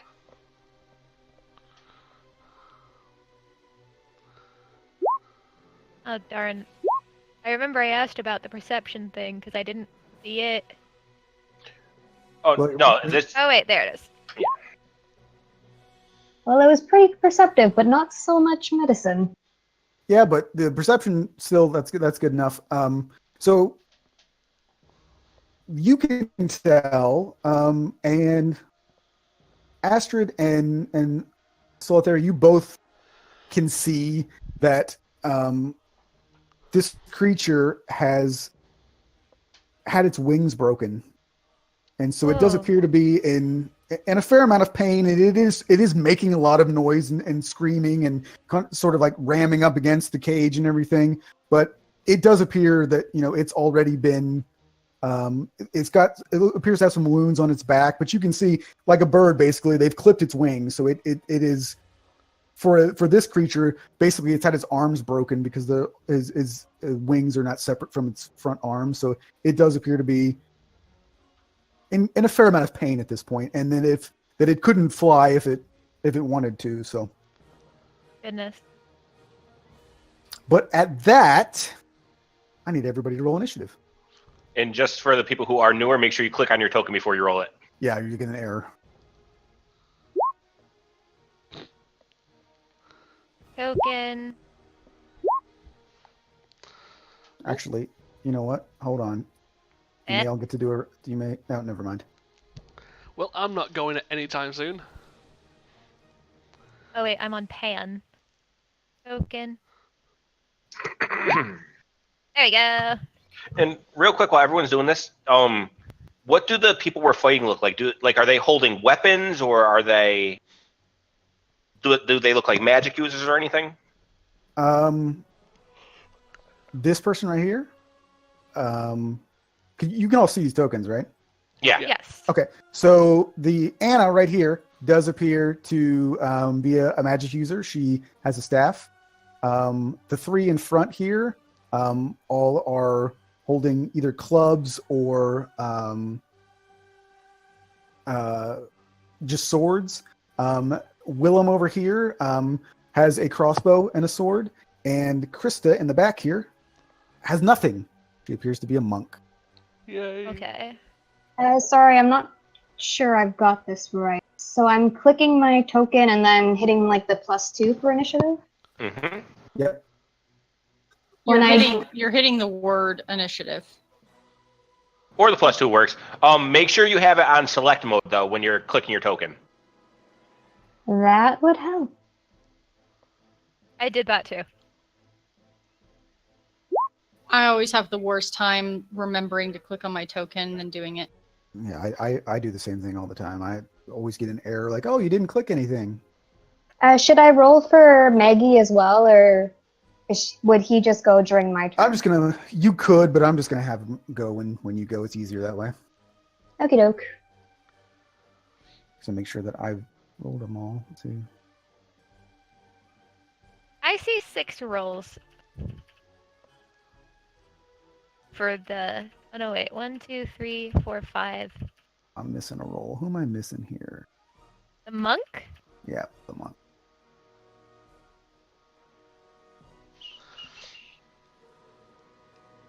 Jesus, everyone goes before me. Yep. That's embarrassing. All right. What is your initiative bonus? Nothing. Okay, that makes sense. Goodness, I had +3 to initiative and I still got a 10. I have +4 and I just got a 16. That's better than a 10. So here is another point to see what everybody wants to do. I know that Lalith and I in our other game do it, and I know that Zalia in the game that I was playing with you before, we did not. But do you guys want to do the flanking advantage? So, for example, Astrid, let's say that Maggie was an enemy. So if it's basically crossing, so yeah, like Richter, like if Maggie was an enemy and Richter was an enemy, they would have advantage against you to strike, and vice versa. So actually, Astrid, if you were an enemy and Richter was attacking, because Maggie is directly across from him, he would have advantage on the attack. So do you guys want to do that? I'm fine with that, but I also know that it gives advantage to the enemy, obviously, because they also flank. But I'm actually fine as a rogue doing that, because to me, that's just going to benefit my class, but I'm not sure about the magic users. I mean, I'm a magic user. I think it makes more sense because if you have 2 people surrounding you, there's no way you're going to be able to pay attention perfectly to both of them. So I'm fine with it, but it's more up to the melee people. I'd say, I'm fine with it. That's how I usually play. yeah, That I'd does say make yeah. sense. I'm Yeah. gonna have to keep looking at my my guide about combat because I was a cleric. I'm a cleric in my other game. I tried to avoid being, in front of people as much as possible. Now I have a rapier and a dagger, so Yeah. All right, cool. So yeah, I mean, I personally prefer that. I just think it makes it more interesting. So makes it a little bit more tactical. So we will go with that for now. If anything, if we feel like it's becoming too much of a. All right. And then my other question is, since you only have the green and the blue circles in, I'm just going to put my AC for when I have mage armor in the red circle whenever I have it on. Your AC is the blue. Your health is the Well, green. I know, but I just for when I have mage armor on, yeah, Right, gotcha. because I don't want to actually change it on my AC nonstop over and Yep. over again. Perfect. I gotcha. Okay. All right. So it is Willem Ravendane's turn. And so he is going to move right here. And he is going to shoot Lalith with his hand crossbow. And the other point of interest, Zali, this will be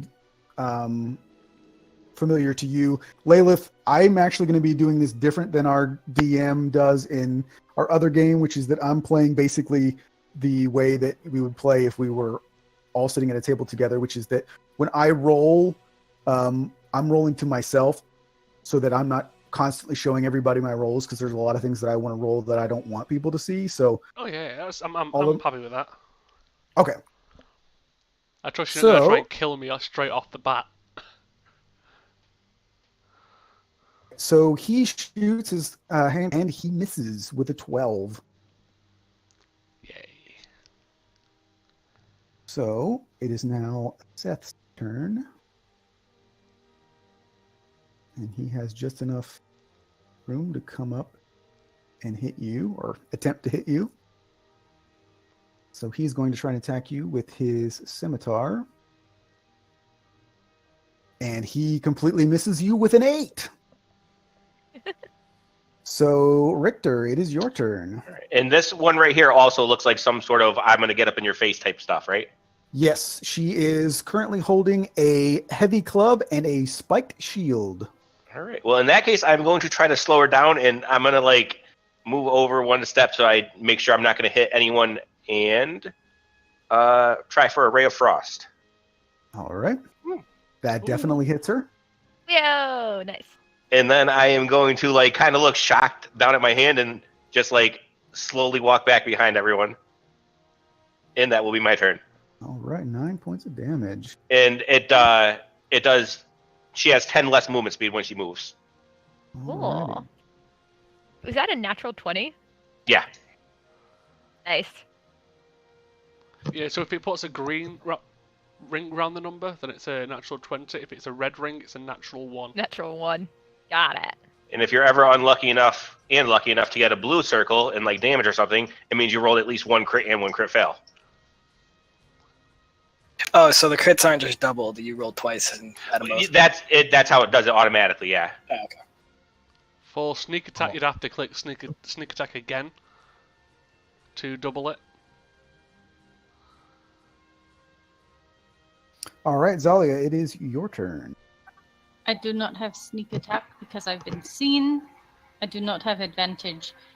I am going to shoot her with my short bow. The one in front of me, so I will step out a bit and shoot her. Okay. 17 hits. I do not know how to use this character sheet. Is that 7 piercing damage, or do I need to roll? So this one actually, like unlike the one that you're using in the other one, this one will automatically roll advantage, disadvantage generally, and then it will also roll the damage. So for example, if you rolled a 10, it would still say that you did 7 damage, but it would just be, it didn't hit, so it doesn't count. But in this case, it automatically hits it for you, so you did 7 damage. Okay. And our friend Demilla is not looking very good. She's been beaten up quite handily in the first 2 attacks here. Which one is that? Demilla is our little dwarven friend here. And So- I do not believe I have a off. Bonus action? Yeah. Probably not yet at No. level 2. So that's my. It's your turn. All right. Ilbrin, you are up. All right, I will. I'm going to move.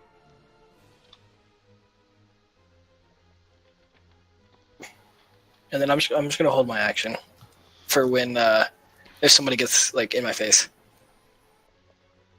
Okay. It is Krista's turn, and she's probably not going to be able to reach anybody.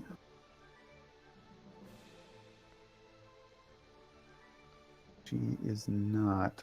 She has good movement speed, but not quite good enough.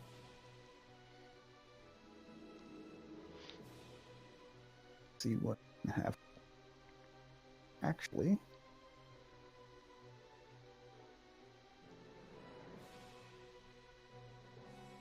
I'm going to have her move right there, and she is going to throw a dart at Layla. Probably shouldn't do because you have the highest AC of the group, but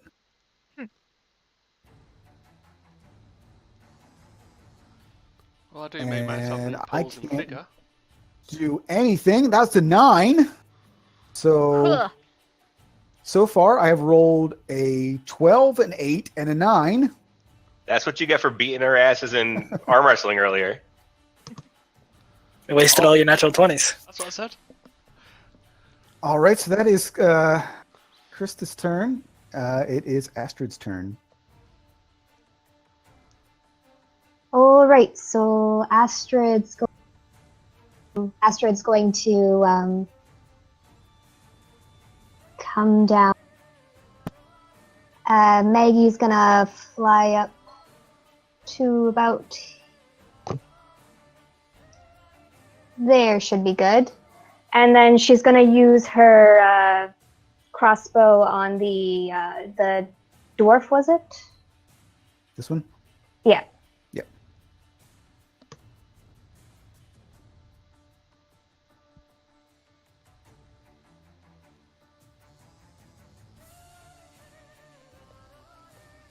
7 to hit, and that misses her. Yep. So thankfully, she sees that one coming and actually just puts her shield up, and it pings off.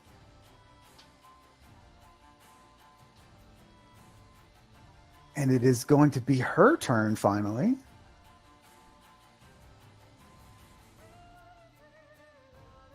-10. What is her speed anyway? So, can't. She's gonna move here.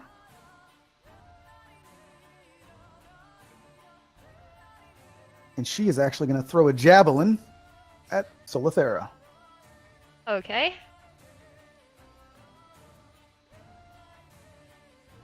That is a 21 to hit, which hits you, and you take 4 piercing damage as a javelin comes in and smacks you in the shoulder. Oy vey. Where did my weapons go on my sheet? I just looked and they're gone. How much damage was that? 4 damage. Okay, Mine- there we go. My character sheet keeps doing that too. If you just press condense and uncondense, it usually fixes it. I did that, yeah. I haven't used this character sheet yet. Where am I recording? In the little heart for your health, the smaller numbers at the bottom, what are those for? Well, if you click on your token, and Token, yeah. the green number is your health, so if you click on it and type in minus whatever damage, it automatically does it for you. Okay, so you said it was 4? It's got minus Yeah, 4 4, and enter. 4 piercing damage, yeah. Ah, thank you. That's awesome. Yeah, that, you can do it on the character sheet itself. It's just the way that Layla, it's Oh, in faster. the bigger number Yeah, you can just like, on the character sheet. Okay. exactly, yeah. But that's awesome. Okay. All right, so that ends our little dwarven friend's turn. It is Anna, the mage's turn. Wait, Soul just had a lance thrown at her? She had a javelin thrown at her, A ja- yes. Oh, fuck. All right. It's just a So- flesh wound. Just grazed her. The range on this, let's see. He's but a scratch. Do not normally play spellcasters, so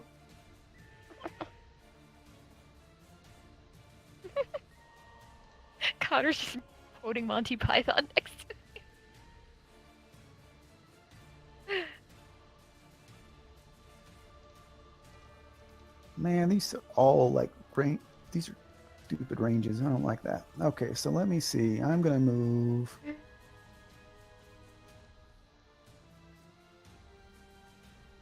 Gonna move here.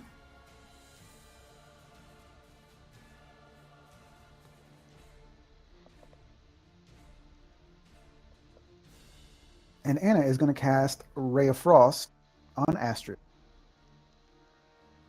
Oh no. And has 24 to hit, which hits you, and you take Yep. 3 points of damage, cold damage, and you also have your speed reduced by 10. Sounds good. And then she's going to move back up here. That is her turn. It is now Sarah's turn.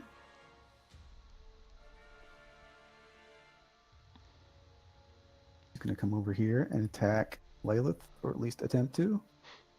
So far, no one has hit him. And she has a spear that she's going to try and hit you with. A 19. And that finally hits you. And you take 4 piercing damage. Okay. Lilith, are you like actually heavily armored, or is it like a shield and stuff? No, I've got the defense fighting style, so I've got 17 AC. Okay. Because I thought you said something about having multiple weapons. I was like, hey, how can this AC be that high with no shield? Yeah, I've got a long sword and a short sword. I just use one at a time. Okay. And Soul, it is your turn. Okay. I've been thinking about what the hell to do this entire time, and this is all I've got. Let's see. Lyle, how is your constitution? What, mine? Yeah. +4. All right. I have so 18 in Constitution. This might not be a terrible idea. Okay. All right. So, I think Soul's gonna move up near, like, over here. And she will try to cast Thunderwave because if it works, it's gonna push some of these people away from Lalith, and he's getting like crowded. So she's just like, nah, make some room. Okay, so let's see here. 15-foot cube. I can. Is that gonna hit me too? I honestly, is it centered on her? Yes. 'Cause I don't think it would hit you then. Originating- So 15 feet. Can you see my arrow too? Yeah. Yeah, I can see it. So it would reach Ilbrin. But what I'm saying is, if it doesn't say it's centered on you, if it's originating from you, that means you're casting it like you're casting a cube like right here, 15 foot. A wave of thunderous force sweeps out from you. Oh, it is. Out Yeah. from would be like here, here, here. So I gotta make a I was constitution. doing this earlier, yeah. Yeah, you too. Yay. Ilbrin. Uh-oh. That was a little bit of oversight on her I'm good. part. Oh, okay. You're like, all of my people have to make Jesus. Okay. I That think was the idea. I think Astric is to make one too, yeah? Yep. Yeah. Okie dokie. All right, what is it? It's a Constitution. Yes. C13. So I take half damage. Oh dear. Oh no. Oh. And I think you get pushed back. So I get pushed back 10, yeah? Uh-huh. Yes. So Do I you take take 5 or 11. 6? You take 11 points of damage, and you're knocked back 10 feet. Astrid. Oof. And those of us that succeeded to take Oh dear. half rounded down or rounded up. We'll round down, so you take 5 points of damage. I am now looking very bad. I'm just gonna have So- to use my healing spell on myself at this point. So picture this, like, Let me Soul's see. like trying to figure out what to do, and this is the only thing she can think of. So she rushes over here, and she just like throws her hands out, and she's like, "No!" or like "Back off" or something. And all of a sudden, Thunderwave. You All guys right. are good. And then she realizes Astrid gets pushed back, and she looks back, and she's like, "Sorry." Is that is okay, I suppose. I just need a little bit of healing. I just turn Well, at and least go, you're all the way back there. All right, so this guy saves and doesn't. Sarah, on the other hand, gets knocked back and takes 11 points of damage. Yeah. And she is not looking too good. To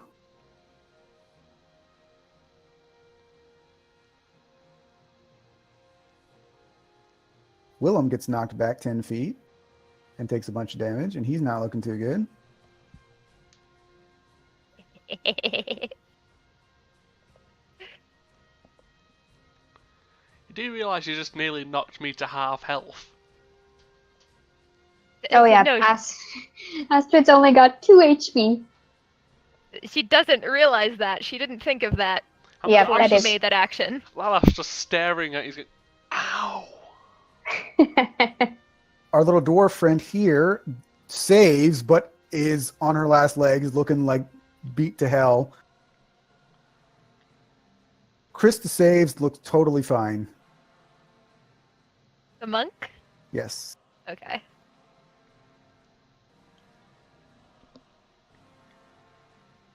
All right.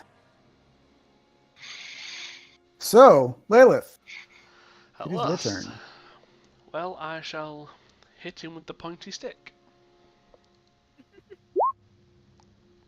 Nope. 10 does not hit. Then for my bonus action, I shall second wind. Probably a good idea. Oh, Takes me back up. Alrighty. And that's me. All right. So it's Willem's turn, and he is going to come down here, and he is going to shoot his crossbow at the person who thunder waved his face. Ha ha ha. And he misses terribly with a 5. Yay! Still ringing from the thunder wave, ears bleeding a little bit. Oh god. So that is his turn. I like to imagine when they miss things like that, like the soul is actually able to like slightly like flinch out of the way too, Yeah, absolutely. just because it looks cool. Do the whole Matrix thing in slow motion where you just watch it go past your face. Yes. All right, so it is Seth's turn, and he is also going to try and attack the person who thunder waved him. So let's see. He's going to attack with his scimitar here. Dear God, that's a 6. You wasted those crits, man.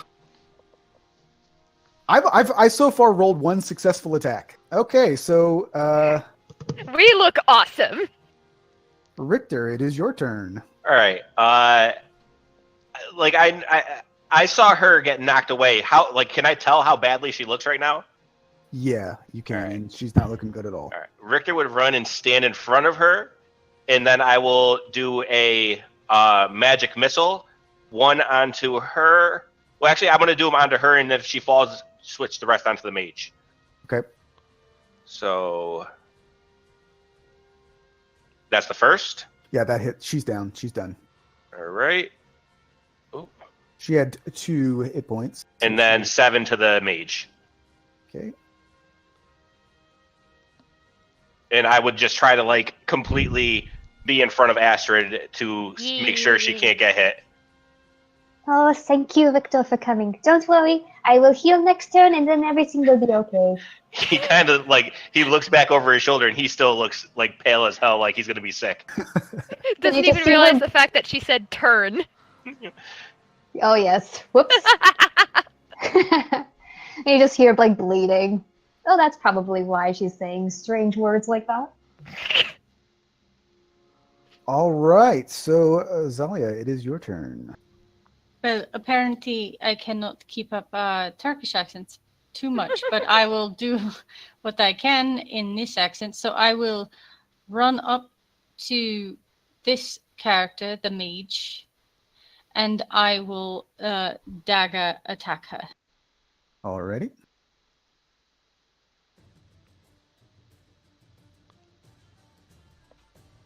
$15 does not hit.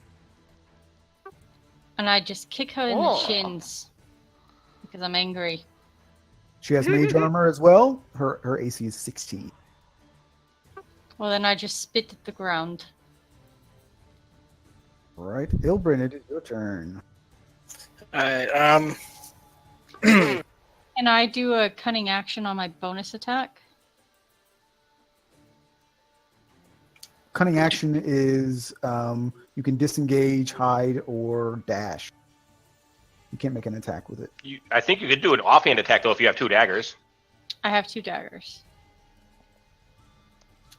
So that's totally up to the DM. Yeah, that's fine. Go ahead.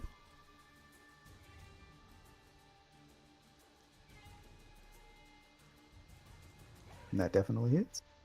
Points of damage.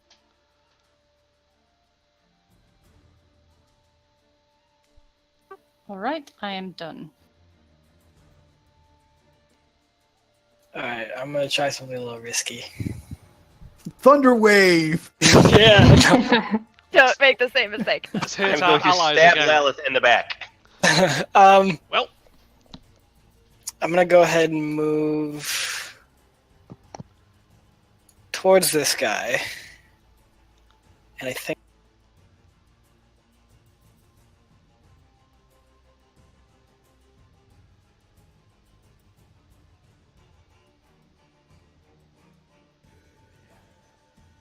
I'll try and cast Lightning Lure on the guy in front of Lilith to try and get him away from him. Okay. Strength save. And I forgot to put the damage die in manually. I rolled a 1. So he's Oh my 10 god. feet closer to me. And he takes 1.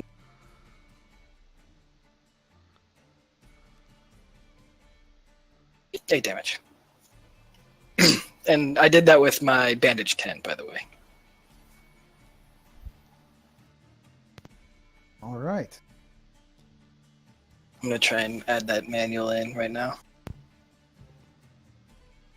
It is Krista's turn, and she is going to move down here, and she's going to punch Zalia in the face. Cool. Let's.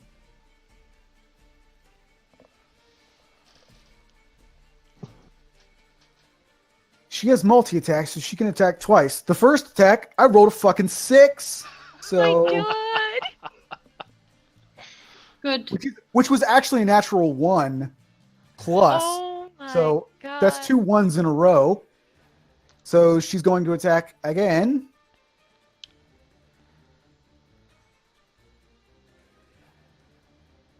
And that is a 22, That hits. which is not as unfortunately not a crit, but you take 11 points of bludgeoning damage. Oh god. That just sounds awful. Bludgeoning damage. And I need you to roll a dexterity saving throw.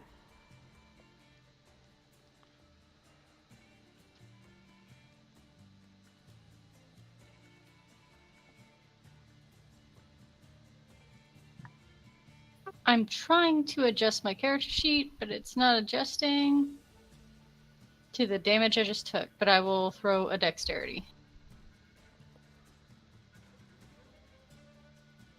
And you fail. It was a DC 13, which means you are also now knocked prone. Awesome. With the dexterity plus 6, I rolled an 11. That's cool. Wow. That's unfortunate.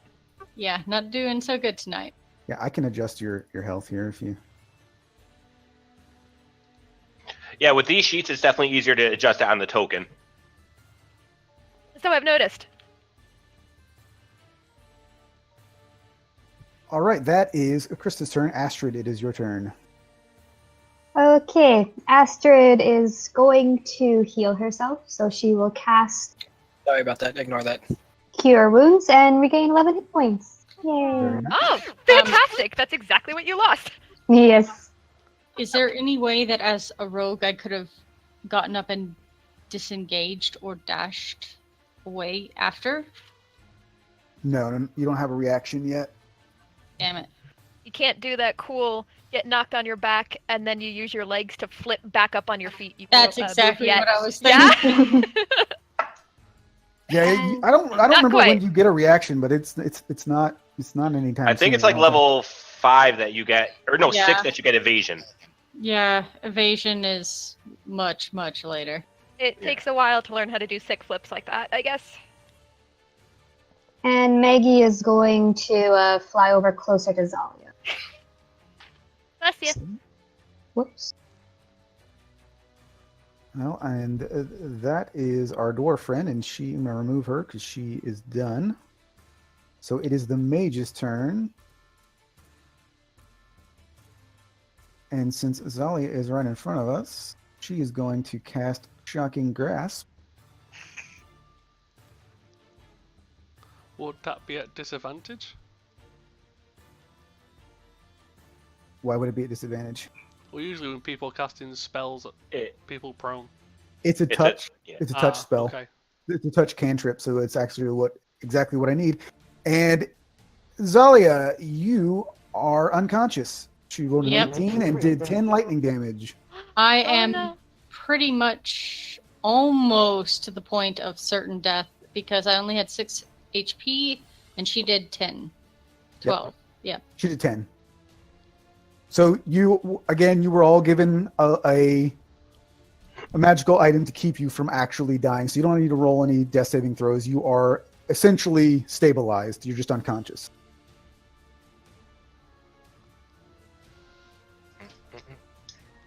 So it is now Sarah's turn. She's going to move over here and attack. Little What Benny. what weapon is she holding? She is holding a spear. And the other guy in front of me? He is holding a scimitar. He also has a light crossbow that he hasn't used. Okay, thanks. Who had the javelin again that got thrown at Soul? The dead one. Yeah, the dead one. The unconscious one. Where's the javelin now? I mean, it could be in your arm, or if you want Oh to take it god! out. All right, I don't- so I let's don't think see. I'm gonna use it. I just wanted it. It's like it's still there somewhere. Well, this is great. So I rolled a 21 to hit you, Oberon, and you take 1 point of piercing damage. Okay, that's good, because even if I use shield, that wouldn't matter. My awesome 1d6 roll of 1. So that'll be her turn. It is now your turn, Saul. I can't click on my token anymore. Oh, Yeah. wait, never mind. Yeah, I just figured it out. Yeah, because the name gets in the way sometimes. Pretend this little green line is the lance somewhere. Okay. I don't know. I just thought it was funny. Okay. You should put a little. Um, You should color it in red at the tip there, because ripped it out of your arm. There you go. Just covered in blood. Okay. Let me get out the ruler again. Okay, these guys are pretty close. The Currently, everybody is looking pretty hurt except for the monk And me. and you. I'm at my team. Oh. okay. I'm at the Darrington Brigade.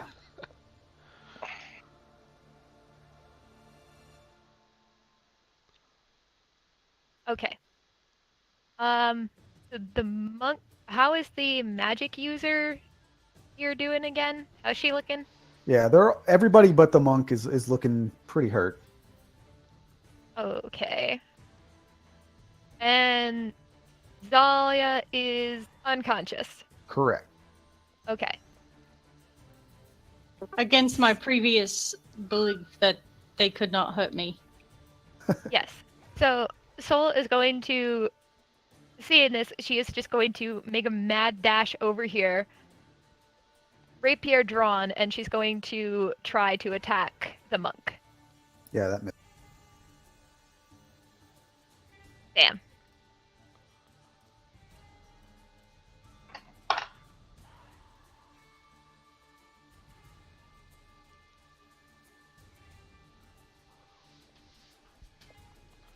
All right, is that your turn?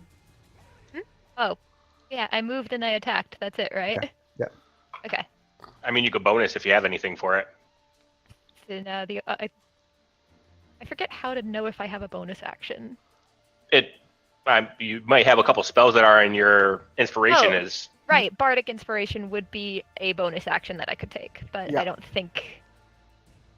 don't really think it's of much use to me because I have to use it on another person. Fair enough. The only other person right around me is unconscious. Not Inspire her. unconscious. I'm at 1 hit point.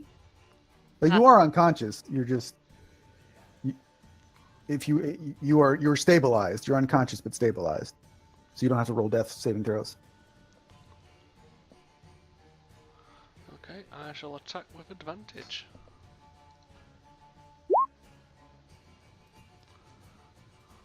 $13. He is down. How do you want to do it?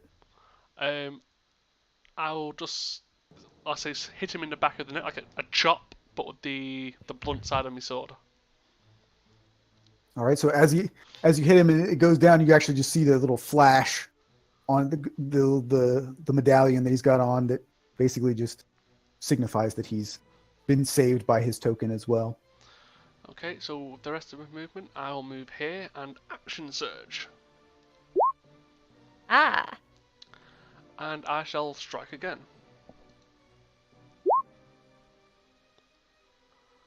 And that hits. And still up, but not looking good. And before the end of my turn, I will shout down Richter, Astrid, help Solifera and Zalia. And that's me. Okie dokie. All Just a right. queasy look with a nod back at you.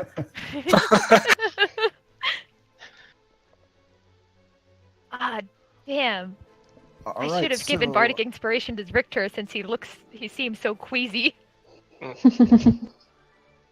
Now, Well, our if it comes rogue, to it. who has done nothing so far, our rogue will shoot his hand crossbow one more time, and maybe he'll actually do something. Is that a 13? What is your AC, Saul? 13. My AC is 13, yeah. So you take 5 piercing damage from the crossbow bolt. Okay. I'm still kind of okay. I'm at just under half health. Right, that guy's done. Richter, it is your turn. Real quick, just do we have any idea how many rounds this tournament is going to be? Like how much we're expecting to actually keep fighting after this? If you make it through this round, you believe it should only be one additional round. Okay. All right. Let's see. Oh, I Richter forgot to will. mark my spell slot. There we go. Richter is going to come over here. Well, he's going to look back at Astrid. Do you look like a lot better on health? Like, do you look like you got healed? Yep, she looks perfectly fine now. Okay. He's going Yeah, to give you a like, little nod. All the and hit run points up that here. I accidentally did. All the damage I did. Okay. And he will do a ray of frost at their caster. Okay. For 4. That hits. She is still up, but looking really bad. Right. And I will just stay there, and that's it. Right, Zalia is unconscious. So, Oberyn, it is your turn. All right, I'll just reach forward at this guy and attempt to shocking grasp. Okay. And how do you want to do it? I'll take my bandaged hand and just grab him by the mouth, basically, and just shock him. Oof. Nice. And again, you see the flash Brutal. I like it. as she's saved from death, but is unconscious. Awesome. And then I'm going to use my movement. You said everybody else is looking pretty hurt? The only 2 left. Well, yes. The caster Anna here is looking bad, and so is our rogue friend right here. The monk still looks pretty decent. All right, then I'm going to use my movement.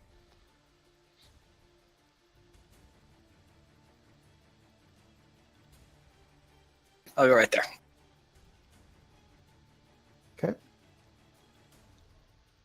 It is now the monk's turn. Please don't kill me. Please don't kill me.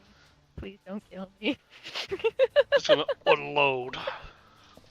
Well, if I continue to roll the way I have been, you'll probably be fine, but We'll see. we'll see. Okay, so she is going to attack you, huh?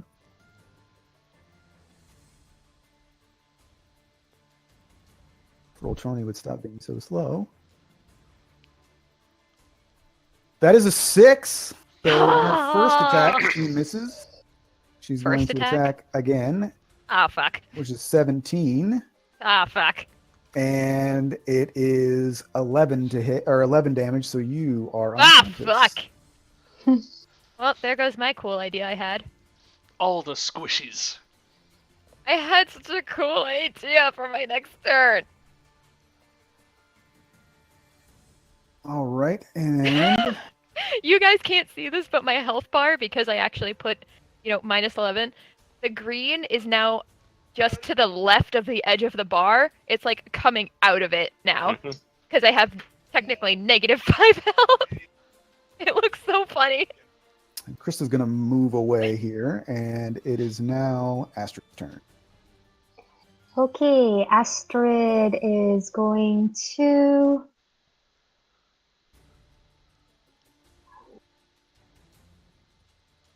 Hmm.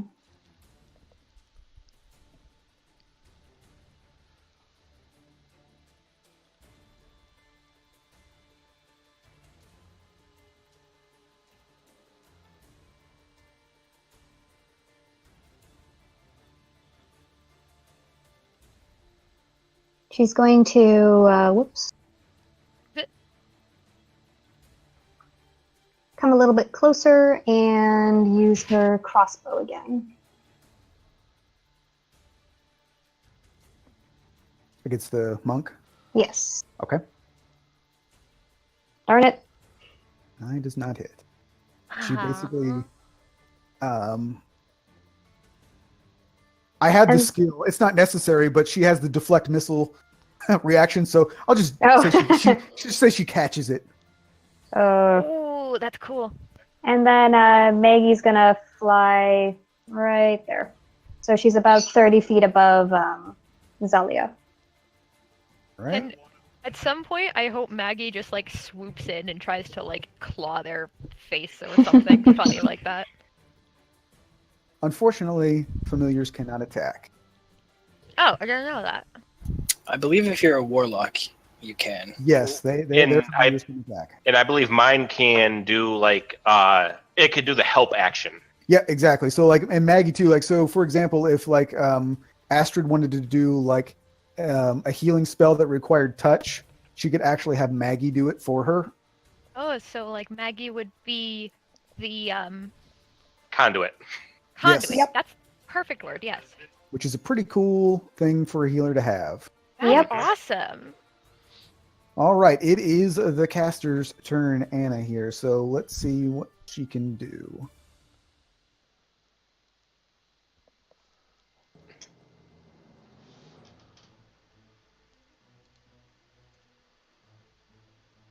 She is going to cast a Ray of Frost right back at Rick. Okay.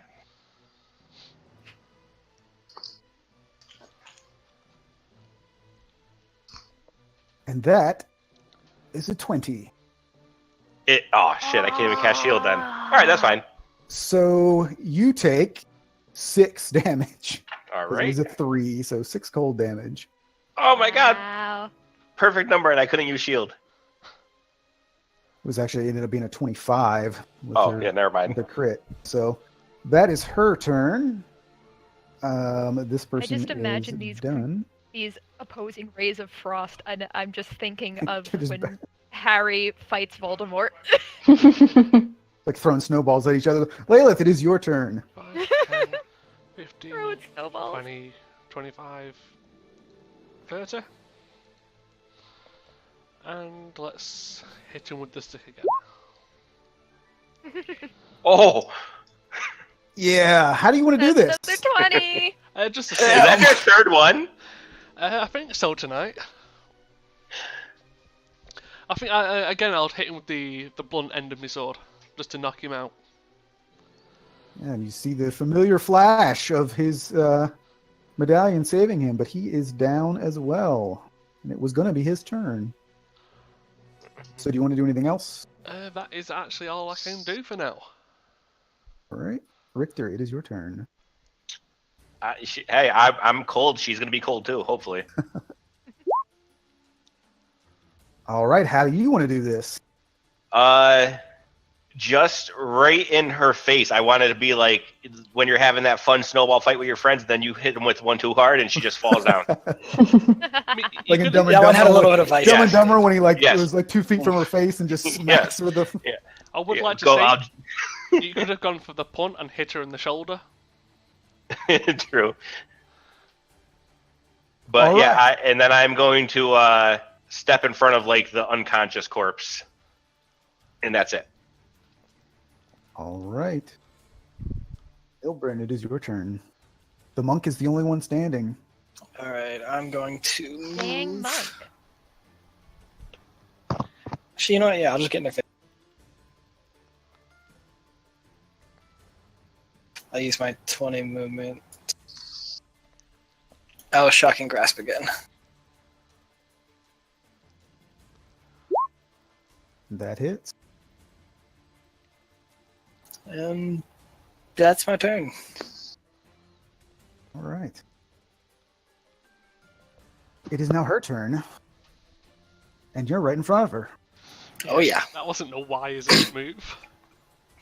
I might be okay. Well, the way All Matt's right. rolling. Well, no, that was a 21 to hit.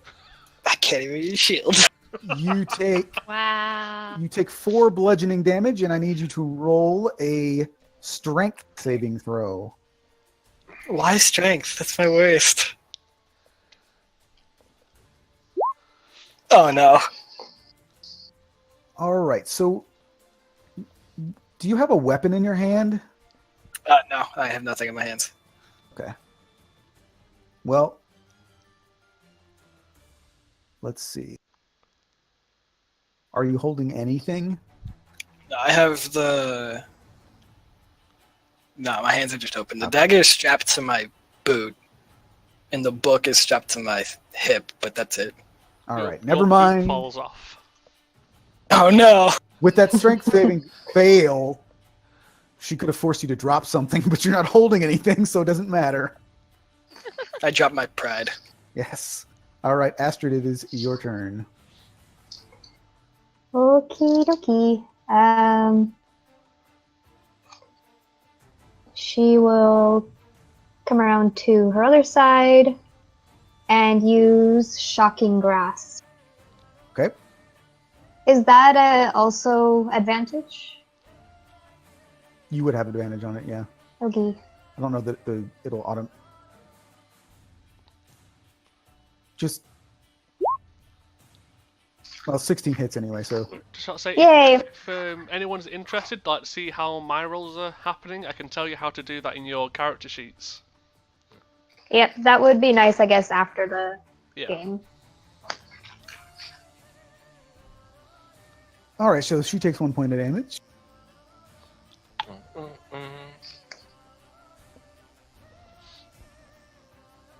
And she is now removed. So Layla, it is your turn again. I shall charge straight down, and I wonder what I shall do. With a Cast a spell. 12 misses. boo. Do you have a bonus action? No, I've used my second wind action surge. The only thing I've got left is like a reaction, but it's not really helpful right now. So that's me. All right. Richter, your turn. He's gonna make his, since this one's surrounded, I'll make his way back over to here and go for another Ray of Frost. All right. That hits. She's finally starting to look a bit hurt. Being ganged Alright. up by all you people here. So Ilbrin, it is your turn. I will just shocking grasp again. And you miss. She just knocks your hand out of the way. Wouldn't you that could've- be advantage. advantage? Oh yeah, sorry, roll again. She's knocks your hand out of the way again. Oh no. Yeah, that'll be my turn. All right. And now she's going to try and smack you in the face. Have pity. What is your armor class? 15. She misses on that first one again with a 12. And she hits with the second one with What's a 15. So I'm gonna use shield. Okay. So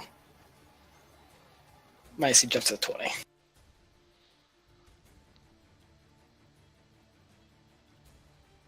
Well, that's her turn. Astrid, it's your turn. Astrid will Shocking Grasp again, and hopefully this time she will do better.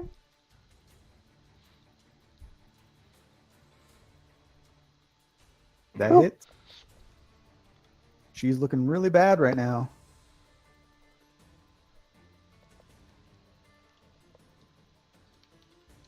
Layla, it is your turn. Well, let's see if I can hit her. Yep. How would you like to do this one? I'll just knock her out. Keep it nice and simple. All right. So you all are the victors on this particular round. Now the way this is going to work here is that everybody you can move your tokens back to where you would like them to be, and everybody can go ahead and heal to full. What would you We say? have It's a short rest? It's not a short rest because you're staying on the field, and they have clerics that are coming out and healing everybody. Okay, so I'm back up to my natural. But we don't get back spell. So for the spell slots. That's You the do word. not get back a spell slot. I'm guessing they took away the guy's javelin, so that's I just went ahead and removed that. And I am trying to cunning action hide. I don't think anybody's gonna fall for that now.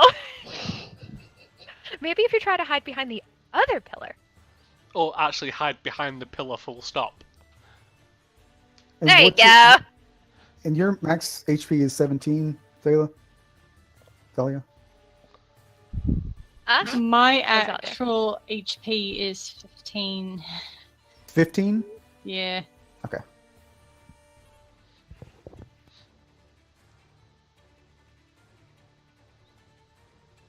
All right. So I had such a cool idea with that javelin, damn it.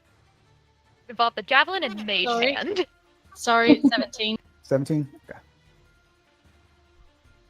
I thought it was 17. So as the clerics are out here healing everybody up, and everybody's getting into position, Do I need to Everybody- roll a stealth check? yeah, go ahead and roll a stealth check. And after you, just roll that real quick. Okay. So that would be enough. And everybody roll a perception check. Boop. Damn. No one sees Yeah. anything. I see. Except for Thalia and Astrid, something doesn't feel right.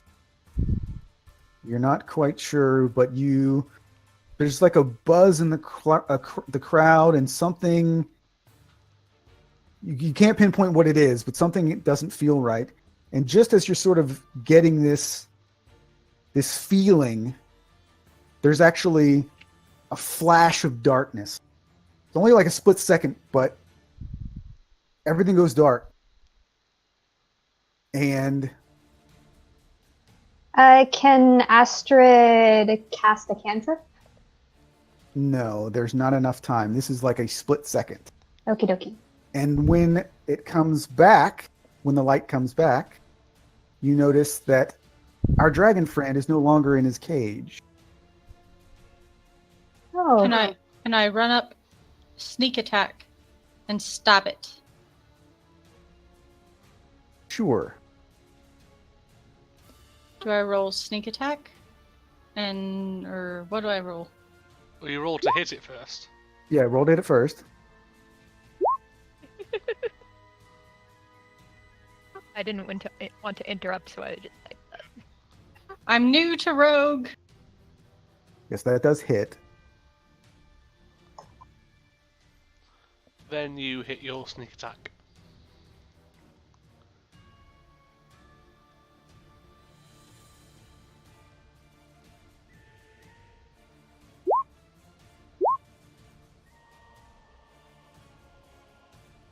So 9 points of damage.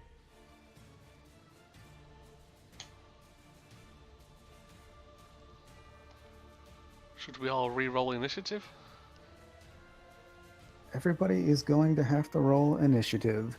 And Krista, our friend the monk, was able to be healed in time. The rest of them were not. So she is also on the field to help you.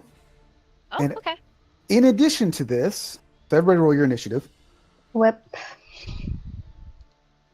Click the token. Hold on a second. God Click damn it! initiative. Another 2. Add another 10! Oh my god! Oops.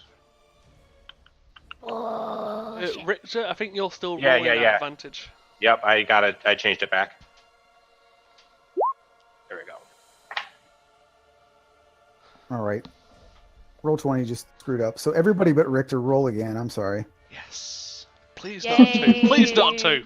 Yes. Not another 10. Oh, I'm gonna do bad. Wow, I got a 6 instead. No, that's better. Oh, I did one less.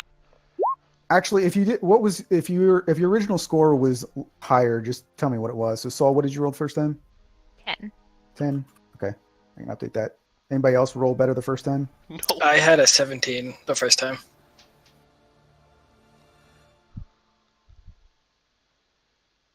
All right, let me roll for Krista here.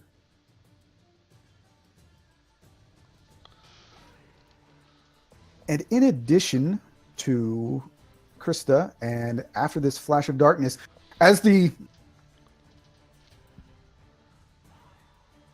wyvern, that's what this is, by the way. This is a wyvern.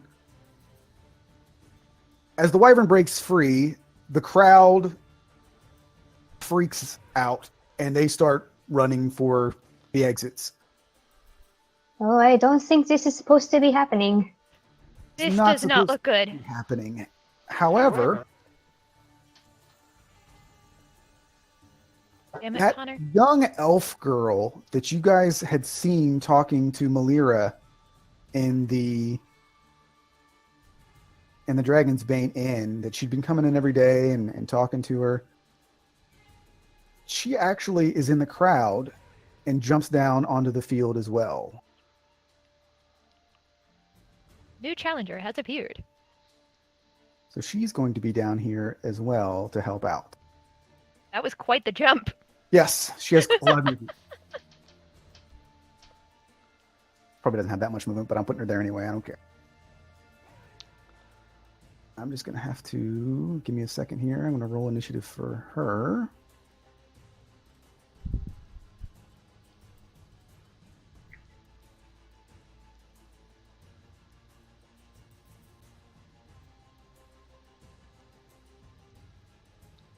So, just in case you were wondering, the second round has been canceled. I would assume so. Yep. And now Huh. you have to deal with a wyvern at level 2 because I'm mean like that. Oh no. Well, Can I be cheeky? So, considering where Lalaf is from, he's quite familiar with wyverns. Would he know that any weaknesses? I mean, you're not a ranger, so you don't have any favored sort of enemy, but sure. They don't really have any. Would I at all? Because I know they're from the same family ish. I mean, you guys definitely recognize that this is a wyvern. oh, I that's mean, how conditions work. they don't really have any particular weaknesses. Okay. As far as like, and you, I guess, would know this, that they're not like, weak to fire or anything like that. Yeah, I was just chancing it because obviously in Lirangon is wyvern riders, so it's a common sight. Yeah, I mean, you definitely be familiar with this, and it's not like, unlike the crowd, you're not going to be scared of this thing.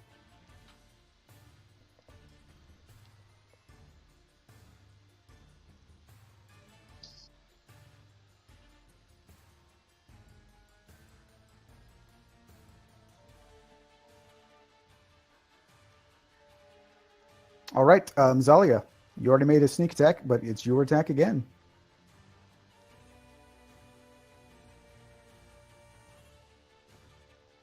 I will do a dagger attack on it.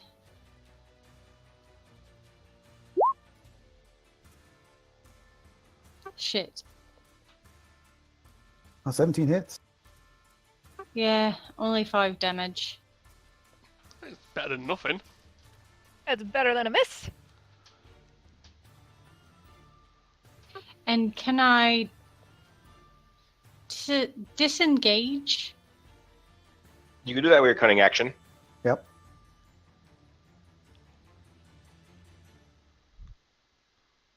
I disengage and look at the monk and say, "Fuck this thing. Take it down." She just nods. And it's Ilbrin's turn. All right, I will move.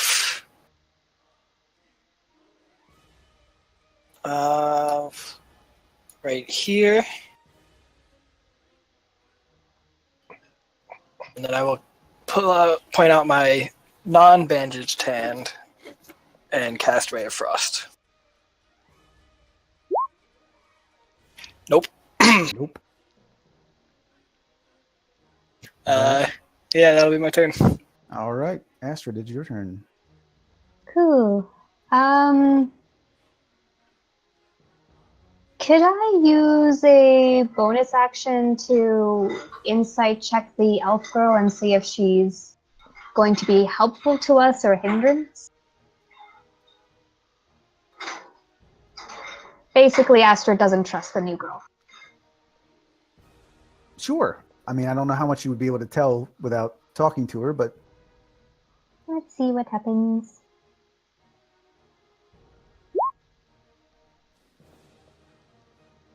all right. Well, at the very least, I will tell you that she looks to be much more powerful than the rest of you. She is wearing dark brown leather armor. She has a green cloak with a hood that is currently pulled back. Yep. You can see that she has an extremely elaborate looking bow that she's drawn. It's got it's wrapped around the handle. Essentially is wrapped in this dark brown black leather. Right at the notch for the arrows has got this golden sort of bronze metallic inlay on it. It's got these crazy sort of like curves that look like branches of a tree. And as she's holding it, you can sort of see like it's bent back. You know, the draw on it is really, really far for somebody as sort of lithe as this woman is. So it appears that either there's something special about the bow or she's ridiculously strong. And I'm assuming she's pointing it at the wyvern? She is. Okay. And just as another thing, she's also got a very odd looking belt on. But other than that, that's all that she. Okay. Astrid is curious about her, but doesn't sense any ill intent towards her or her comrades, so she will go for the wyvern. She'll just move a little bit to the side and then use her crossbow, which she finally and hopefully hits. That does it. Yes, she's finally hit something. And Maggie's gonna go about thereabouts. All right. Richter, it is your turn. All right. He is going to do his best not to throw up and let loose a magic missile because he figures this is the time to actually go all out. So 1, 2, 3.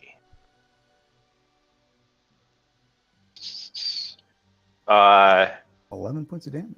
And I don't. Would I recognize this as not being just a dragon? Would I? Am I just like, oh my god, something got out? Roll an intelligence check. 23. I mean, you recognize that this is. You recognize this as a wyvern. It does appear to be just a regular wyvern. It doesn't. Itself does not appear to be. With a 23, I would say. From what you can tell, the wyvern itself did not create that flash of darkness and free itself. All right. So I'm pretty sure it can't spit fire either. So that means I don't need to split up. So he's just gonna get way in the back. All right. It is the elf's turn. And additionally, like as I said originally, you all with your perception checks and intelligence checks, just knowledge of the wyverns, you can tell that this thing is not able to fly. Yeah, its wings were broken or clipped. Right. So our friend the elf here is going to attack with her bow, and she is actually going to use a bramble shot. Where's the wyvern in the Yeah, I just noticed turn that order. too. No, in the turn order. In the turn order, it's not on there for some reason. So I'm just going to roll it now, and we'll put it wherever it goes. That makes sense. It's injured. So it makes sense that we've all had a chance to, a lot of us have had a chance to take a few whacks at it. Actually, it'll be all of us with that 20. Isn't it? Won't it? Zalia had a 21. Well, yeah, but Zalia's already taken her turn. So what I'm saying is, everybody will have had a chance to take a swing at this thing. That's fine. It was injured. Exactly. It makes sense. It was surprised anyway. It didn't, like I said, it did not free itself. It did not like purposely free itself. It was sort of just as surprised as everybody else that it could get out. So I'll just have it go last and whatever. It's fine. All right. So I need to roll for our elf here. That hits. We'll do that.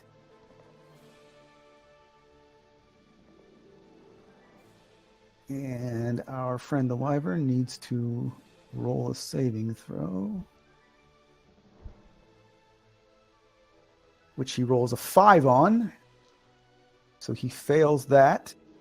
And the wyvern is now restrained and cannot move. As the elf shoots her arrow, suddenly these steel-hard thorn brambles start sprouting out of the arrow itself and then digging into the ground. And the wyvern is unable to move and takes... I gotta roll additional damage on this. Give me a second.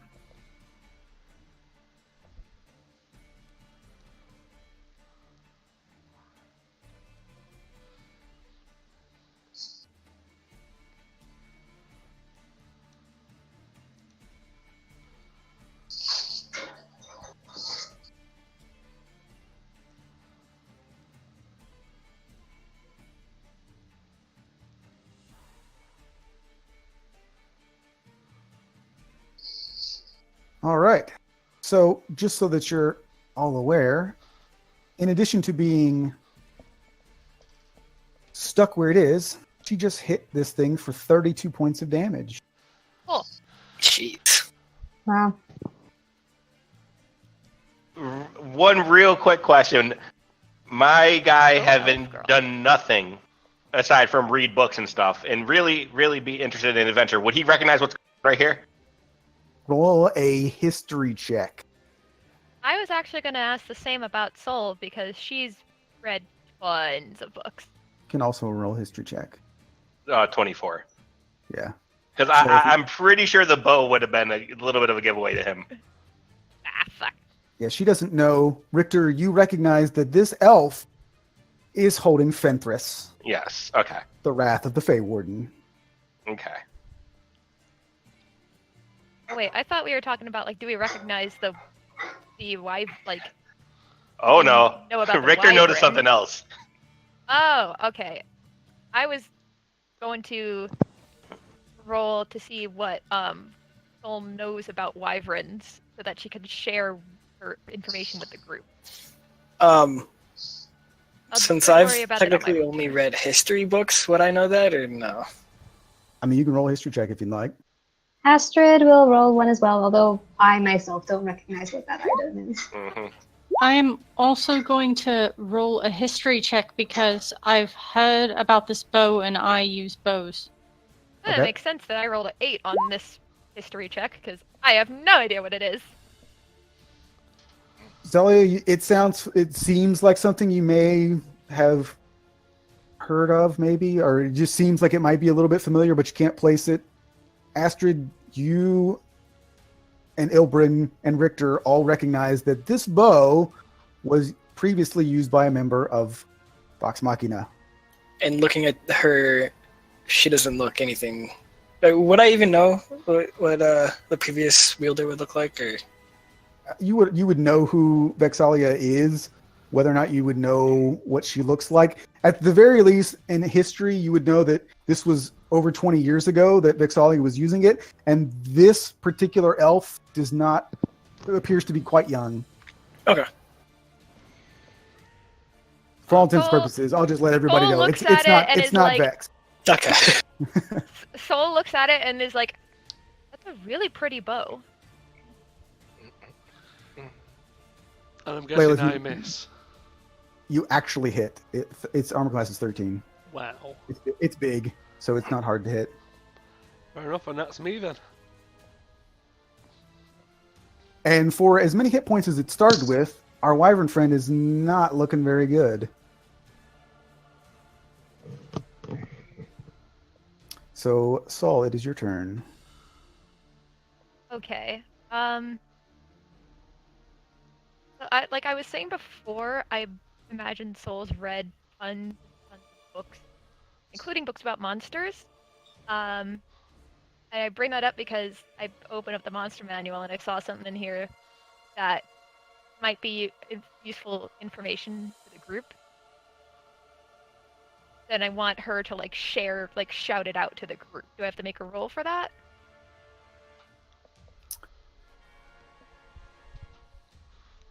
I mean, you previously rolled an 8 on an intelligence check that's what you were trying to get. So I would say there's not much else that you'd be able to do at this Oh, point. I thought for that was like, because Richter was talking about the bow.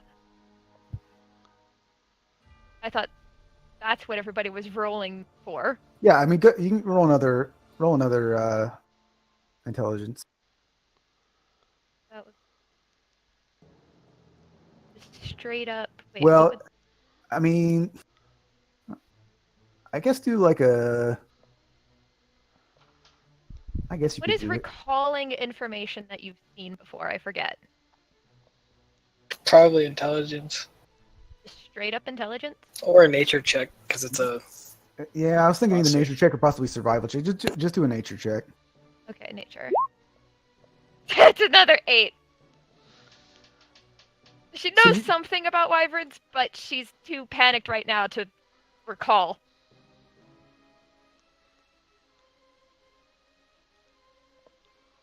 All right, so what do you want to do in addition to that?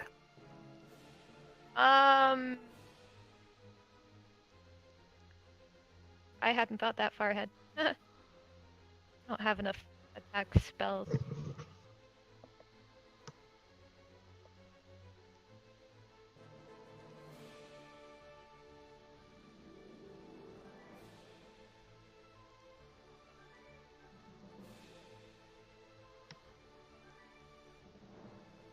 I guess she...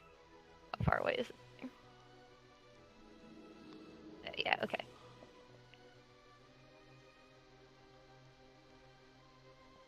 Okay, she'll run over towards it. And...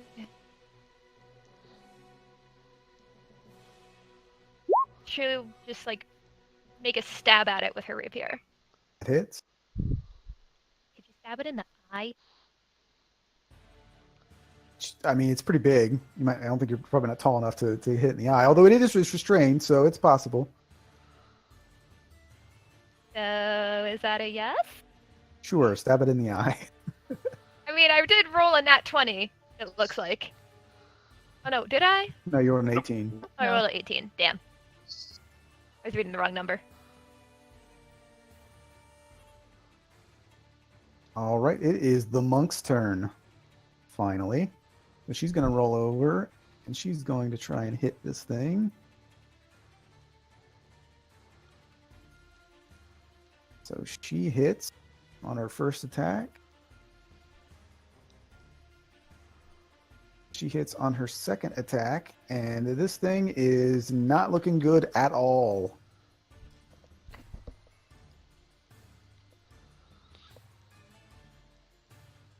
So it is now finally the wyvern's turn when it's almost dead. Uh, and she is going to attack. It is going to attack the monk. Could be a she. I don't know. So it also gets a multi-attack. Not going to assume it's gender. So it goes out for a bite, and just absolutely tears the side of Krista apart. Oh god. Ouch. It just took half her health on that one. And then as her second attack is going to use its stinger from its tail. That's what I was worried about.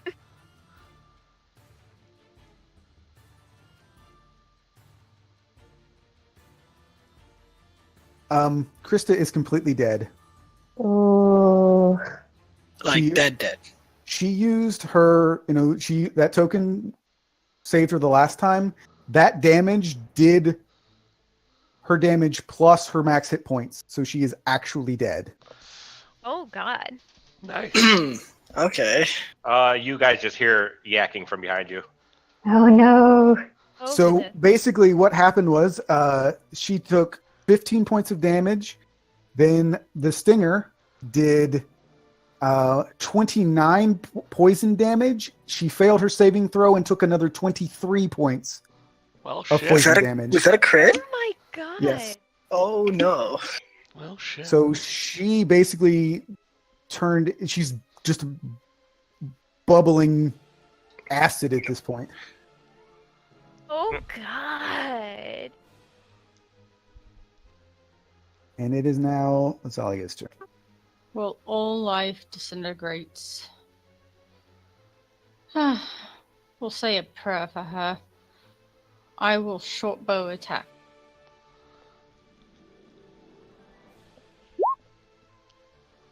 Excuse me. 13 hits. Almost. It's staggering now. It's bleeding. It's shrieking in pain. Wouldn't she get sneak attack since Can I? she has Yeah. allies next to it? Yes. Yep, go ahead. Maybe you get that kill. Do it. How do you want to do this? I want to shoot it as it's stumbling right through the mouth and out the back of the head. Yeah. As the arrow goes through, it sort of makes this sad sort of whine and then falls forward into its own bubbling acid that's left from Krista, and its face just starts to melt a little bit. I walk up to it and I start looking through Krista's body or melting things, anything that I can Already touch. looting the body. Jesus. No, she was a monk, so she wasn't really carrying anything anyway, and anything she would have been carrying would have been dissolved. Damn. Well, this is a waste. And I shake my fingers off and just walk towards the one with the bow. Actually, I don't walk towards the one with the bow. I walk over to the other dead ones and start rifling through their things. They're not dead, they're just unconscious. Well, I still their stuff if I can. We're in the middle of a Bold stadium. move. Did the clerics run off or something that she's able to get away with this? I would say that there are enough people now that are coming in that you would be able to, like, you've got guard, you've got, everybody coming in that you're not going to be able to rifle through their stuff. Well, damn. Okay. Then back to the one with the bow. So Wolf the one with the Definitely looking a bow, little queasy after this. she's looking very uncomfortable and wanting to leave, but she's not being surrounded by all of you. So she basically puts the bow back around and just sort of looks at everybody and says, "Well done, everyone." I just look and I say, we'll be back at the tavern tomorrow. Probably. I give a little nod and I just start walking away, like wiping my face off because I puked before. Okay. But I'm not really sure if we should trust that. I mean, I am quite curious about that bow you have there. I have read about it. And Astrid walks forward.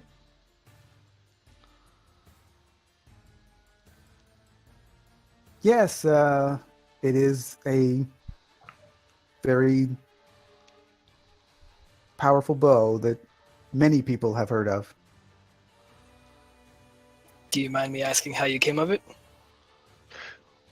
She sort of gives you a quick glance over, look kind of annoyed look to her face there, and she just says, "I earned it."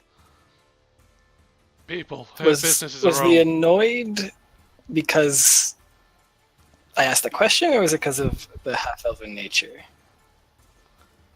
Probably a little bit of both. I think mainly it was just the idea of the implication, the way that she took it was sort of like, "That's not yours. Why do you have it?"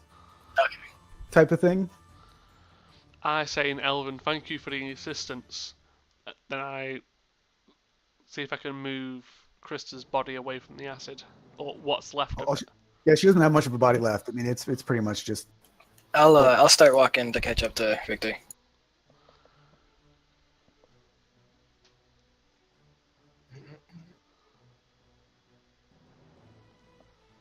And the elf just sort of starts walking off. I didn't want to talk over people, so I just like. Oh, that's fine. Yeah, Soul is definitely pretty shaken up after just watching this poor innocent person just basically disintegrate while trying to defend, trying to defend everyone. Yeah, it kind of sucks too, because I actually was going to use Krista for other stuff, and now she's dead. Oh Like, God! really dead. So we know she's like dead. Yeah, dead. Because again, like this was a straight kill. She didn't have a chance for any saving throws because she took her damage to kill her plus her maximum hit points, which is an And instant she death. didn't have that medallion anymore. Right. Could have And saved then, her life. in addition to the poison damage, just basically disintegrating her body, so she can't come back. Mm-hmm. Well, that's depressing. Yeah. So as this happens, and you're all sort of left with the aftermath, Derek, the old man who's sort of in charge of everything, sort of is like, you can see him. He's kind of peeking from this area right here where you would go back down to the locker room. He's kind of like hiding behind the thing. He's like, is everything dead? It's safe to come out. And Soul just kind of like whips her head around and is like, yes, everything, including one of the fighters. What was that? What just happened? I don't know. But please, we need to have the authorities investigate. Just please come this way. And he ushers you all back in to the locker room, essentially. So I'm terribly sorry that I don't know what happened, but you, for if it's any consolation, you're the winners, and you will be able to collect your winnings at the commencement of the festival this evening. It's held in the Cloud Top District, just outside of the Fordax crater. You should head over there at about 11 p.m. And he sort of just like, after he says that, he just sort of like wanders off, like he just completely taken aback by the events that just transpired. Yeah, Soul is like seething right now that this was allowed to happen. Like she didn't even know this monk at all, but she's just like seething that an innocent person, like, that just happened. Have you not seen much combat? Well, I've seen plenty. But this was supposed to be a tournament for fun. This was supposed to just be entertainment, and thought this was supposed to be safe. How could No, this? no, How could this happen? no combat is ever safe. I would agree. Did no one see anything in the stands or anything? I'm afraid I was focused on the threats in front of us.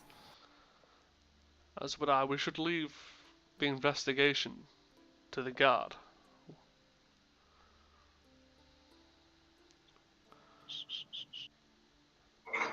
You can see Astrid just looking around the stands, trying to just guess perhaps where someone might have come in, what might have happened. She probably wouldn't get much at this point, but she's looking around. As we were being ushered out, was there anyone even left in the stands? No. I mean, the only people that were left in the arena were people that were rushing in, and this is mainly the arms of Iman. This is the guard, and Right. the clerics were still there trying to get the rest of the group. So Malira definitely wouldn't have been there, right? No, she would have left as well. Richter kind of just looks at everyone and he goes, he still looks extremely shaken up, and he just says, I'll be back at the end. I want to speak to Malira about what she knows about this elf. I will come with you. I also want to ask Sis. I feel I owe her an apology, so I'll follow.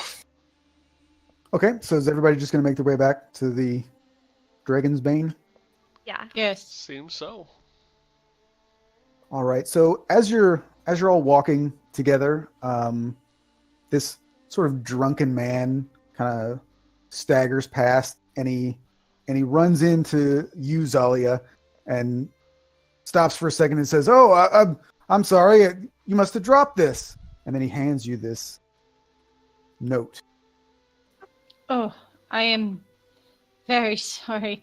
Thank you very much. Thank you. And I just keep walking. So look in your journal, and you should see the note. Sorry, I'm just gonna step away from the laptop for a second. Okay. Did you get yourself stuck? Oh no! Did you, Zalia? Did you see it? I am trying to load it.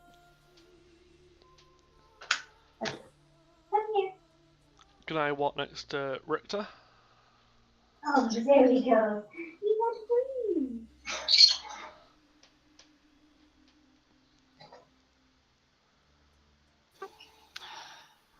I mean, I'm sure you'd be able to catch up to me. I'm not very fast. Is this the first time you've seen someone die?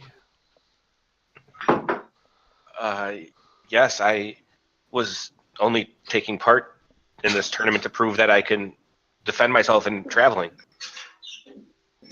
Well, you did well enough defending yourself, but you have to remember that when fighting, even in controlled circumstances, there's always risk.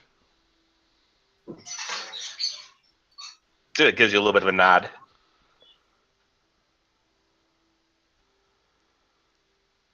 You did well enough. Thank you.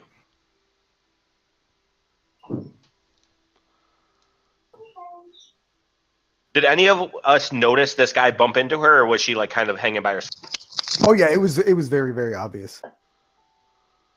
And you heard him say, "Oh, you must have dropped this," and you saw him. He was not trying to be covert at all. I'm back, by the way. All right. I'll look at her and say, Zalia, is everything okay? Oh yes, everything is perfectly fine. Everything is good. You? What did you drop? I dropped something out of a pocket. I'm sorry. I was distracted. I was trying to read something and dropped it. Sorry. This whole situation has gotten the better of me for a minute, and I'm good now. Do I believe her? Do an insight check. I think I'll probably want to get in on that one. Yeah, Astrid's gonna do the same. It seems a little off considering the previous comments. I know nothing. No, not me either. Oh, Astrid to the save the day. I don't think Soul even noticed this whole thing. She's like could walking I towards the back. Can I also get a quick rundown of what her reaction was? I said I was trying to search through my pockets and I dropped something. And that was mostly true. I really was searching through my pockets and dropped something on the ground. It happened at the same time. And honestly, much more than that, I picked up a scroll. And that is all you know. Okie dokie. All right, so at this point, I'd say that you've nothing else eventful happens as you make it back to the Dragon's Bane. Is anyone in there when we arrive? There are a couple of people that are sitting in there, just having a drink. Just taking- Like how many groups of people would it be? Do you think? There are no groups of people. There are just two separate individuals All that right. are not sitting together. All right, I'll walk up to each of them and in front of them. And is the Malaria's here as well? She is not currently there. Okay, well then I'll guess I'll just sit at the bar. Like, she usually runs the bar, or is she usually like? Is there a bartender? There currently is a bartender. Her name is Gabby, and she is there. Malira does often run the bar, and she is the owner. Okay. Sorry, trying to hit. I will gladly order a round of whatever everyone usually drinks, like between ales and wine and all that kind of stuff. Oh, thank you, Victor. I wouldn't mind a small glass of wine. It's been a day. I order a bottle of wine and however many drinks whoever drinks ale wants. I appreciate it, but I tend to stay away from alcohol for the most part. What Yes. kind of hard liquor is available in like Dungeons and Dragons world? I mean, pretty much anything. I mean, You just gave me such a weird look. if you want to drink like vodka or whatever, I mean, it's like it's fine. Dwarven spirits, we can call them.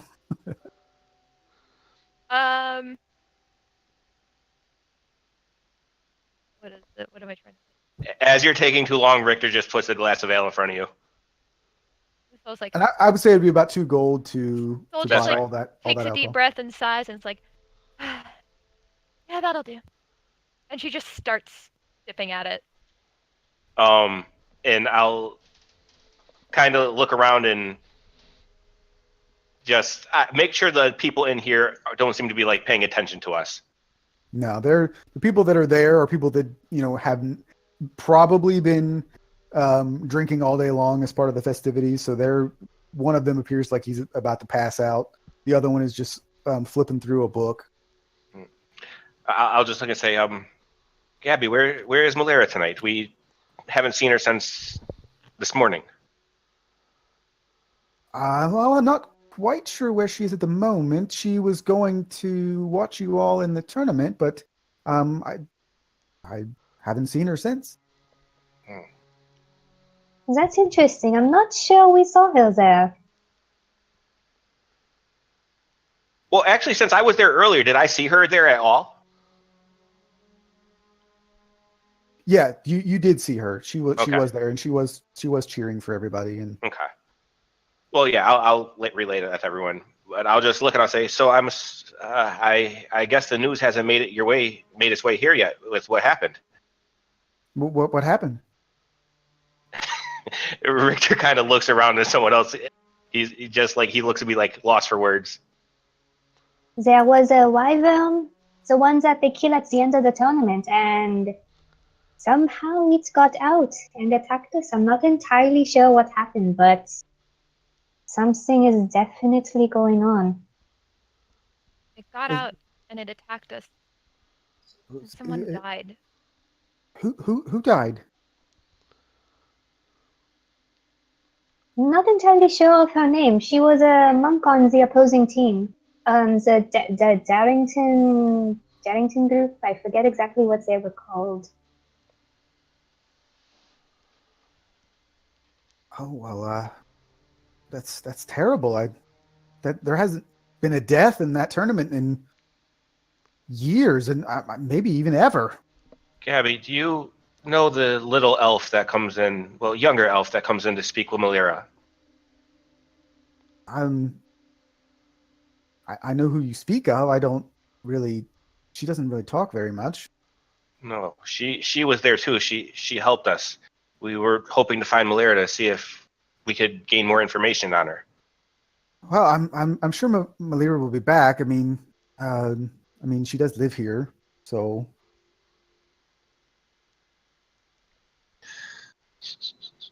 About how long does it take, like, between walking from here to where the fight was? I would say. I mean, it's hard. It's really kind of hard to say because Iman's a very big city. Yeah. I would say that it's probably around 45-minute walk. Okay. All right. And what time would it be now? I would Like, say would at it be this dark out point- yet? Yeah, it's dark. It's probably close to 6:30. And you guys were to head to the Cloud Top District because essentially they have a closing ceremony to sort of celebrate and acknowledge all the fun that's been had and all that type of stuff. And they do another little sort of play and they award the winner so they get everybody up in front of the crowd so that all of the rich people can cheer and they give you the money. And Wait, did we just win the whole tournament with one fight? yeah. Technically, two. I mean, we killed the wyvern too, almost. Technically, two. Yeah. So yes, you were basically the last group standing. So they weren't going to continue after that. So it was like, all right, well, you guys win. It's like, you Win by fended off default. the wyvern. I guess you Yeah. can have the reward for that. Exactly, kind of a default win, and it is 1,500 gold. And total. all part of the plan, letting the other one die so we don't got to split the gold even more. It is all according to plan. So Okay, there, Eisen. You would all, if you split it evenly, would be looking at 250 gold apiece. Yeah. But Oh, that should help. that'll be towards. Well, it should help Richter the most. He's the one who has to spend money to learn spells. Yeah, I'm probably going to be going to Gilmore's or somewhere at some point to try to buy some scrolls. All right, but yeah, so I kind of looked at everyone and I say, so we should we all head there, or should we leave one person here in case Malira comes back? I mean, we don't have to leave until. Yeah, you still got about 3.5 hours Yeah. before you have to head up there. Again, it would probably take you a good half hour to get up there. Maybe a little bit longer depending on, because I mean, as news travels of this, it's varied as far as like some people may be out in the streets trying to find out more. People may be trying to hide in their houses. It all depends. Richter, I know you're still a little shaken, but she will be here tomorrow. You can ask questions to your heart's content then. For now, drink, calm your nerves, and later we shall start the rest of the ceremony. Yes, I feel like we should take a short rest. If something happened at that tournament, something could also happen at this ceremony. Yes, I am disappointed, and I got hurt far more than I thought I would. I think we should rest. And don't worry about that, Zalia. Perhaps they just saw how strong you looked and decided to go after you instead of us. Well, it is definitely a reality check. So you guys go ahead and you can take a short rest. So if you want to roll hit dice to heal, you can. I don't know if anybody needs to. And you can get back any spell slots that you would get from a short rest. I don't know. Normally warlocks are the only. I can't remember who else gets. Well, I it. already used my arcane recovery to get my mage armor spell back earlier, so I'm tapped out on getting stuff back for short. Okay. So I would. Sorry, go ahead. I was just gonna say, I think warlocks and monks are the people that get stuff back on short rest, like their main stuff. fighters. Well, doesn't our fighter get his second wind or something back? He gets Yeah, his he second does. wind Yeah, and yeah. action surge. Yeah. Nice. All right. Well, So as you guys are resting and sort of trying to make sense of all the things that happened, it's probably getting close to about 8 o'clock now, and Malira actually does return, walks in and takes her place behind the bar and sort of just has a short little conversation with Gabby, who goes back off into the kitchen.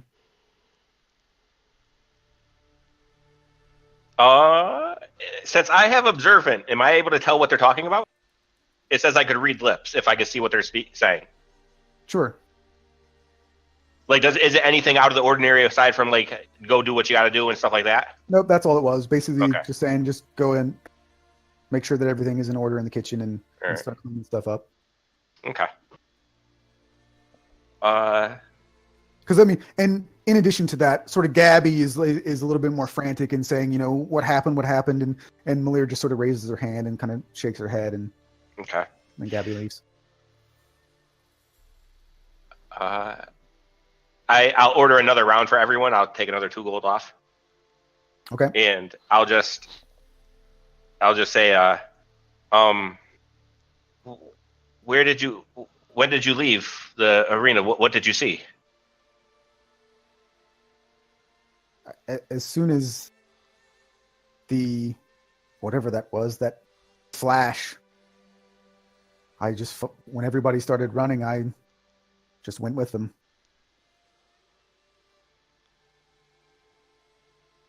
Would I have, like, I didn't even recognize the flash, really, you said? I think only 2 people really noticed it. Oh, sorry, say that again. Did everyone like notice the flash, or because I know you said someone, or was that like you had them Yeah. roll perception beforehand for something else? Yeah, the perception was they could sense that something felt odd, and then something odd happened, but everybody saw the flash. Okay. Would I have recognized it as like any sort of a spell? I think you would recognize it as a spell, but not anything that Okay. you wouldn't know what the spell was. Okay. It was definitely magical, but you Okay. couldn't decipher what it was. Your friend, the elf, she helped. She's stupid like that, yes. Well, I don't think it was that stupid. I mean, if she didn't help us, I don't think we would have had as an easy time with that wyvern as if she was not there. She definitely seemed to know what she was doing with that bow. Do you know who she is? I do know who she is, yes. I don't think it's my place to discuss her business, however. Fair enough. Do you know where we could find her, perhaps? Or even if you would be more comfortable telling her where to find us if she would speak with us. Yes, that would be fine as well. What would you like to discuss? She seems rather well-traveled, rather strong. I just want to gather as much information about what happened, if anyone knows anything about who may have done it. She was a witness. One of the only witnesses that might have some idea of what happened. Well, And I feel I may have been a little rude, so I might owe her an apology. Probably a drink too, moneybags.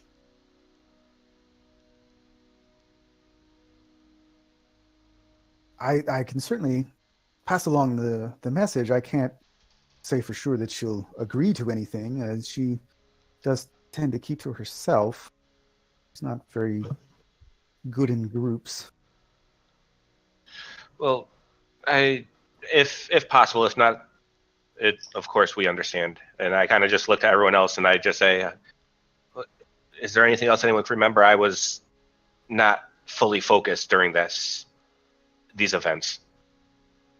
Not particularly. I mean, the only thing I remember is feeling something odd before the the spell took hold, I suppose it was, and everything went dark.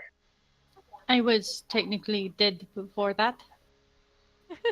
I was dead at the time.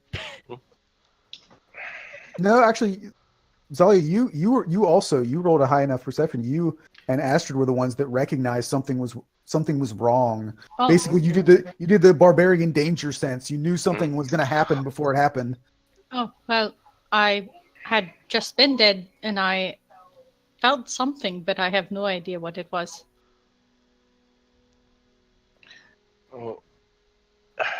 So I kind of like not saying this similar. I look to the group and I say, so I believe Astrid was the one who said something may happen there as well. What do we do in case something else goes wrong? Truly, if something were to happen, we would be the last to know. So all that you can do is be prepared and expect that if anything does happen, any plan that you have will go out of the window. Well, my plan was going to be that if something else went wrong, we should run. I'm with Victor on this. Like, we might have taken out that with help, but if someone's planning to do something in the Cloud Top district, that's a pretty bold move. So If we think that something is going to happen, we should tell the authorities, don't you think? We should let them know, I just in believe case. the authorities would already have some idea Yeah. that something might happen. With the happenings during the combat, I believe that like as we were walking back, were most of the guards like on alert? Oh yeah, Yeah. You could definitely see that there were the guard was there, and even some of the military, the actual like army, was starting to Okay. mobilize. Yeah. So I'll just remind her of that. So, as I said before we entered the fight, just remain calm and keep your eyes open. Okay. Then I guess we should start heading towards the cloud top. That seems like a good idea. Everyone's well rested. Make sure you keep your armor and shields up, I suppose, just in case. Because I still feel like something will happen. How long has my mage armor been up right now? Would it be past 8 hours? No. Okay. Then I just take the bottle of wine that I bought and kind of get up and wait for everyone to be ready to leave. Astrid will gulp down the rest of her wine before joining him. Maggie's on her shoulder again.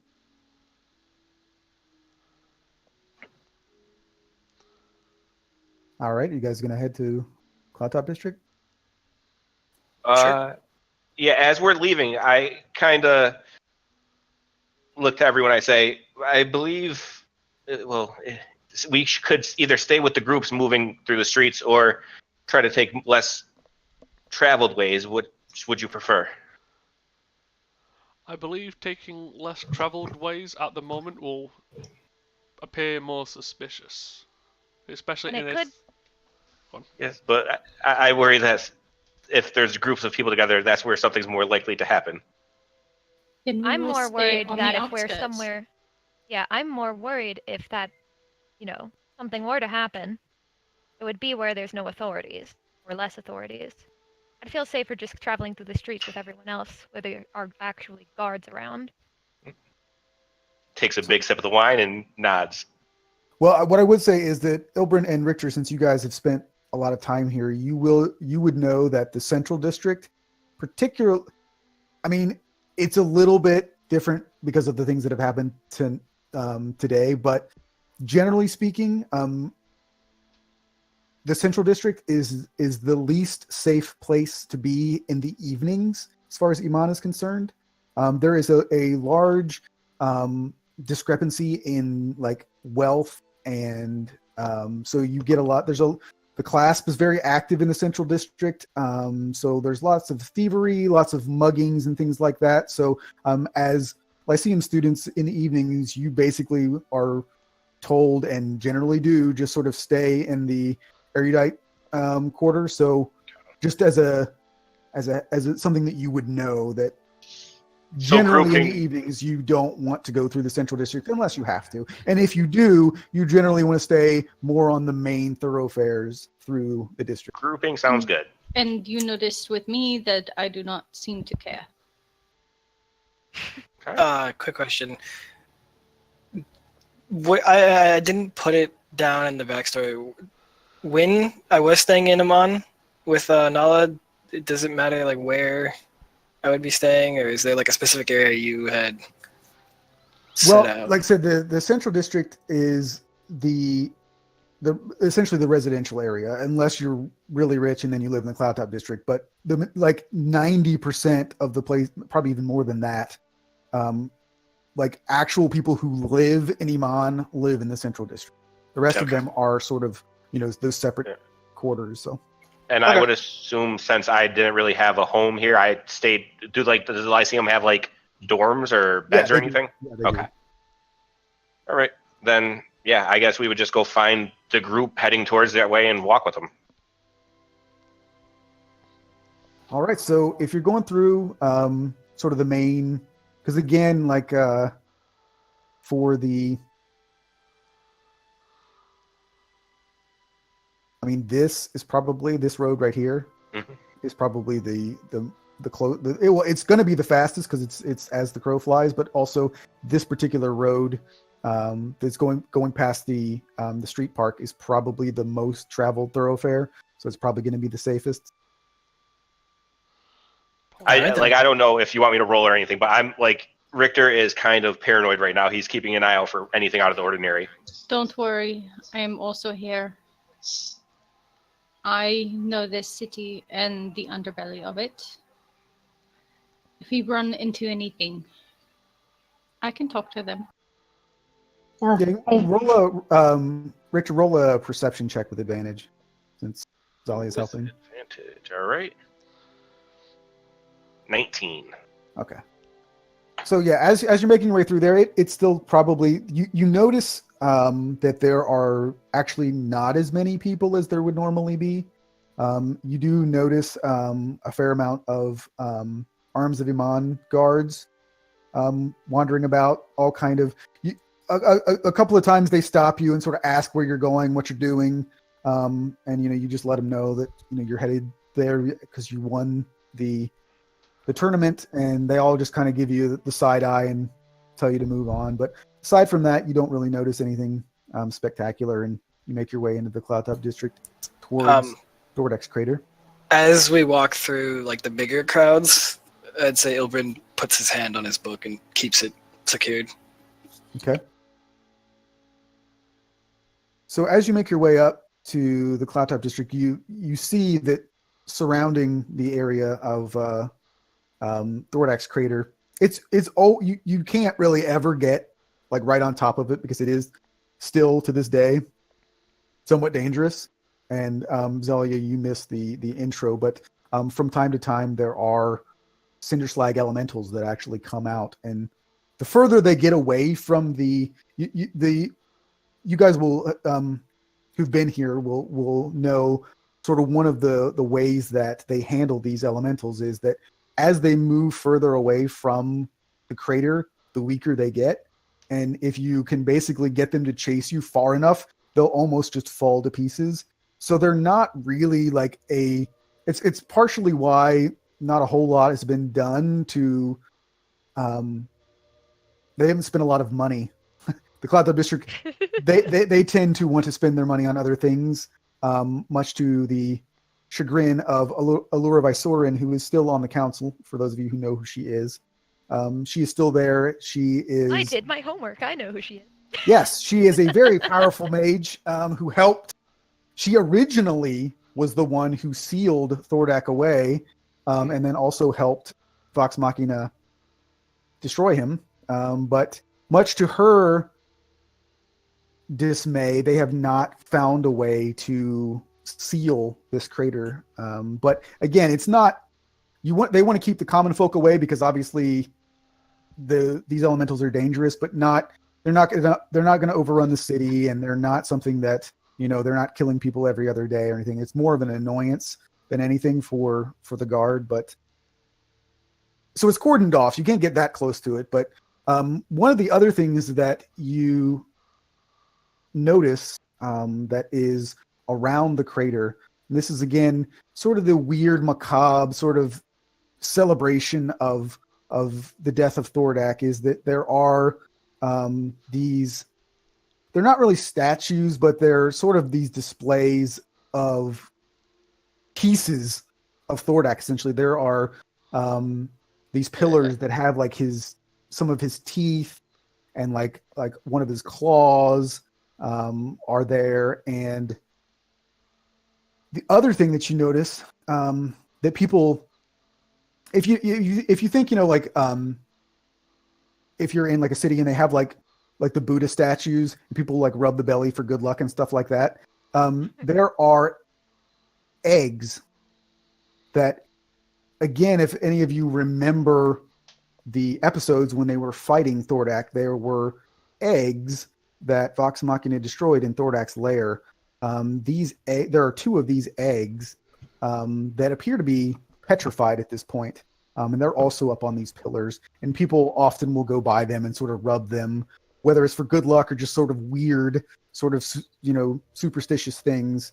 You see those as well. And that's where currently one of the other members of the Tal'Dorei Council is the Master of Defense. His name is Kincaid Sawyer. For those of you who have read the guide, he is not the same person that is in there, because it's been 20 years and that person has retired. So Kincaid Sawyer is the new Master of Defense, and he's the one who is going to give the speech to sort of close the ceremonies, and you can see him standing up on sort of a dais. He's got people around him. The crowd is on a dais. Yeah, there you go.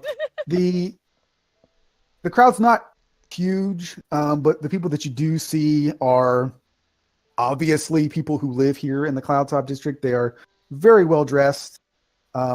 They pretty much oblivious to all of the terrible things that you guys have seen, because that's beneath them. They don't really care. So they're all just sort of discussing with each other, important to rich people, but they're just waiting for Kincaid to start his speech as you approach. I just want to say, petrified dragon eggs. Yeah, no, I've watched Game of Thrones. I know better than to trust that. Well, I mean, they're not. They appear to be petrified. It's hard to say. I mean, they're kind of, they look like stone. But for those of you who have seen it, you'll recall that that's kind of what they always looked like. So it's hard to tell. So I assume that our group looks the most out of place here. Oh, for sure. Because everybody else is just like high class. Yeah, the majority of the people of the majority of the people in Iman are human, and the majority of the people who are here currently are human, with an occasional very rich-looking dwarf. But particularly Lalith, very out of place. He is, in fact, the only Goliath here. As far as the half-elves are concerned, I mean, it's not, you wouldn't necessarily feel like out of place or anything like that. But His soul definitely doesn't look very half-elf, except for like her ears are slightly pointed. They're not like super long and pointy. But as far as your attire, you all look, with the exception of like Richter, because you said you were wearing were you still wearing your? I'm just wearing. robes? I mean, I'm sure I probably have a little bit of puke and wine on it. Yeah, that's still on. Oh, come on, man. You've had time to clean yourself up. What the hell? Would not have cleaned himself up at all. He is 2 days. So even with that, they see people from the Lyceum come through there from time to time to they have like groups that will come and try and study this area and everything. So you wouldn't necessarily feel out of place either. You all would feel very poor though, because these people are wearing clothes that are worth more than like everything you own. Yeah, But- Soul's feeling very poor because she doesn't have her money yet. Yes. This place is doing nothing to me. And I will try and stealth away from the group. Okay.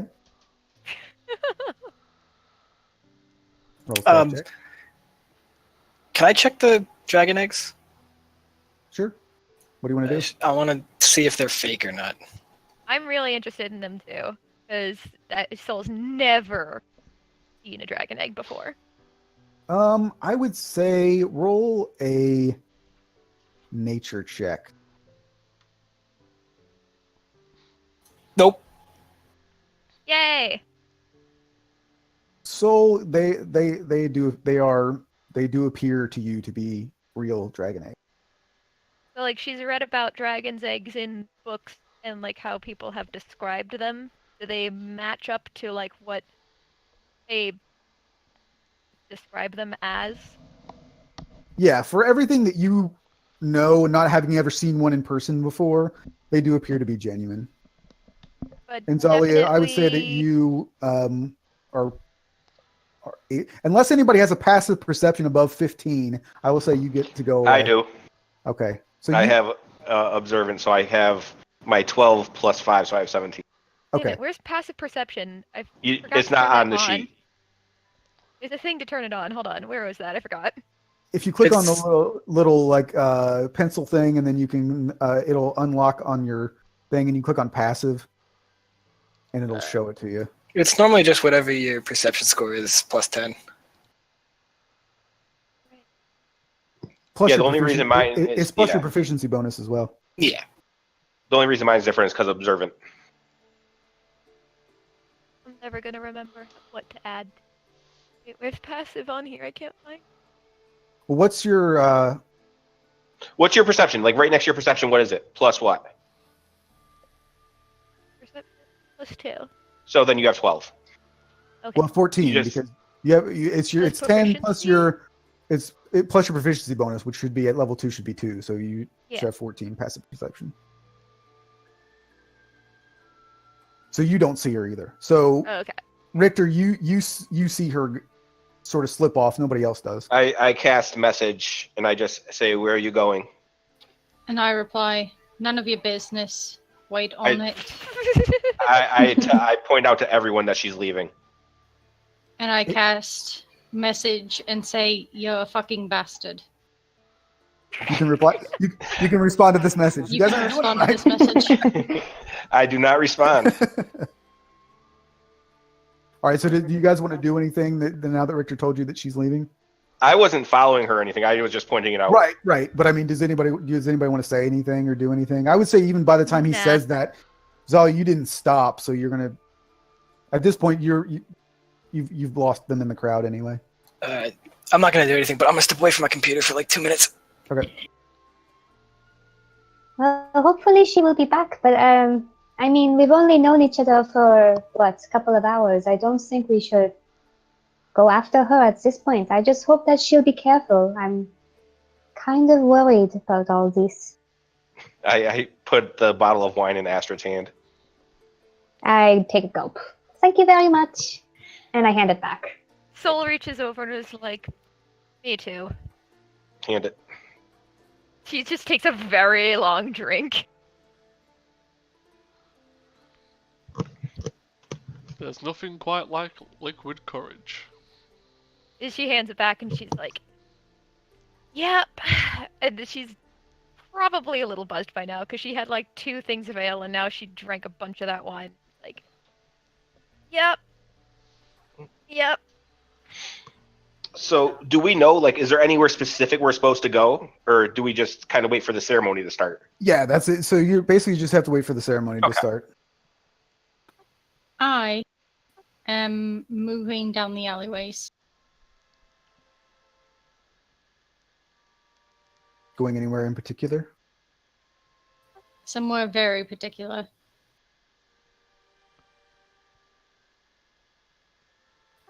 I'm pretty sure you know where I'm heading. I do.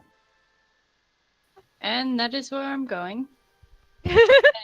I am going to try and get in, so I guess we should probably go to a different chat. Well, at this point, I'm going to wait for Ilbrin to get back. Once he's back. Okay, I'm back. Very Okay. mysterious. Very mysterious. All right, so Ilbrin, while you were gone, Zalia left and headed off to points unknown. And as you're all standing there waiting for the ceremony to start, everybody roll the perception check, except for you, Zalia, because you're not there.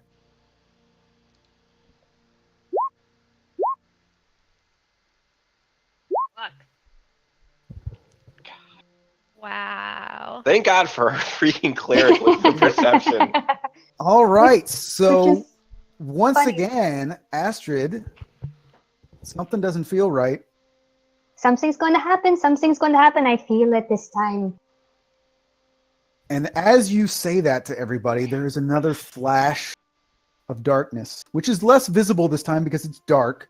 So in some respects, it's like all of the lights in the city sort of just go out for a second. And Just advanced darkness. exactly. So this time, when the flash or when the lights sort of return, you see 5 robed individuals that are standing around these 2 eggs. It's the red robes. Don't trust them. They're actually not red. They are That was They for are- Kaz fans yes. in the group. they are best you can tell because it's dark. They are either black or a very sort of dark gray or brown. And everybody roll another perception check really quick. Okay. Average Fucking- perception checks for me. Fucking. Look at Wow. that. All right, so I would say Lalith, Richter, and Astrid, you all notice as they each raise a hand and place it on one of the eggs. And you can see it's difficult to tell if it's a gauntlet or if it's the hand. It does appear to be a dragonborn hand. And as they place their hands on the egg, there is another flash of darkness. And when it flashes back, yeah, Real quick, when I see, do I see the dragon hand or no? you did not see it. Okay, No. never mind then. So as it flashes back and the light returns, the eggs and the 5 hooded figures are all gone. And that is where we will end the session. I knew something was up with the eggs. Uh-oh. I'm in an alleyway. Oh God. I have no idea what's going on. You were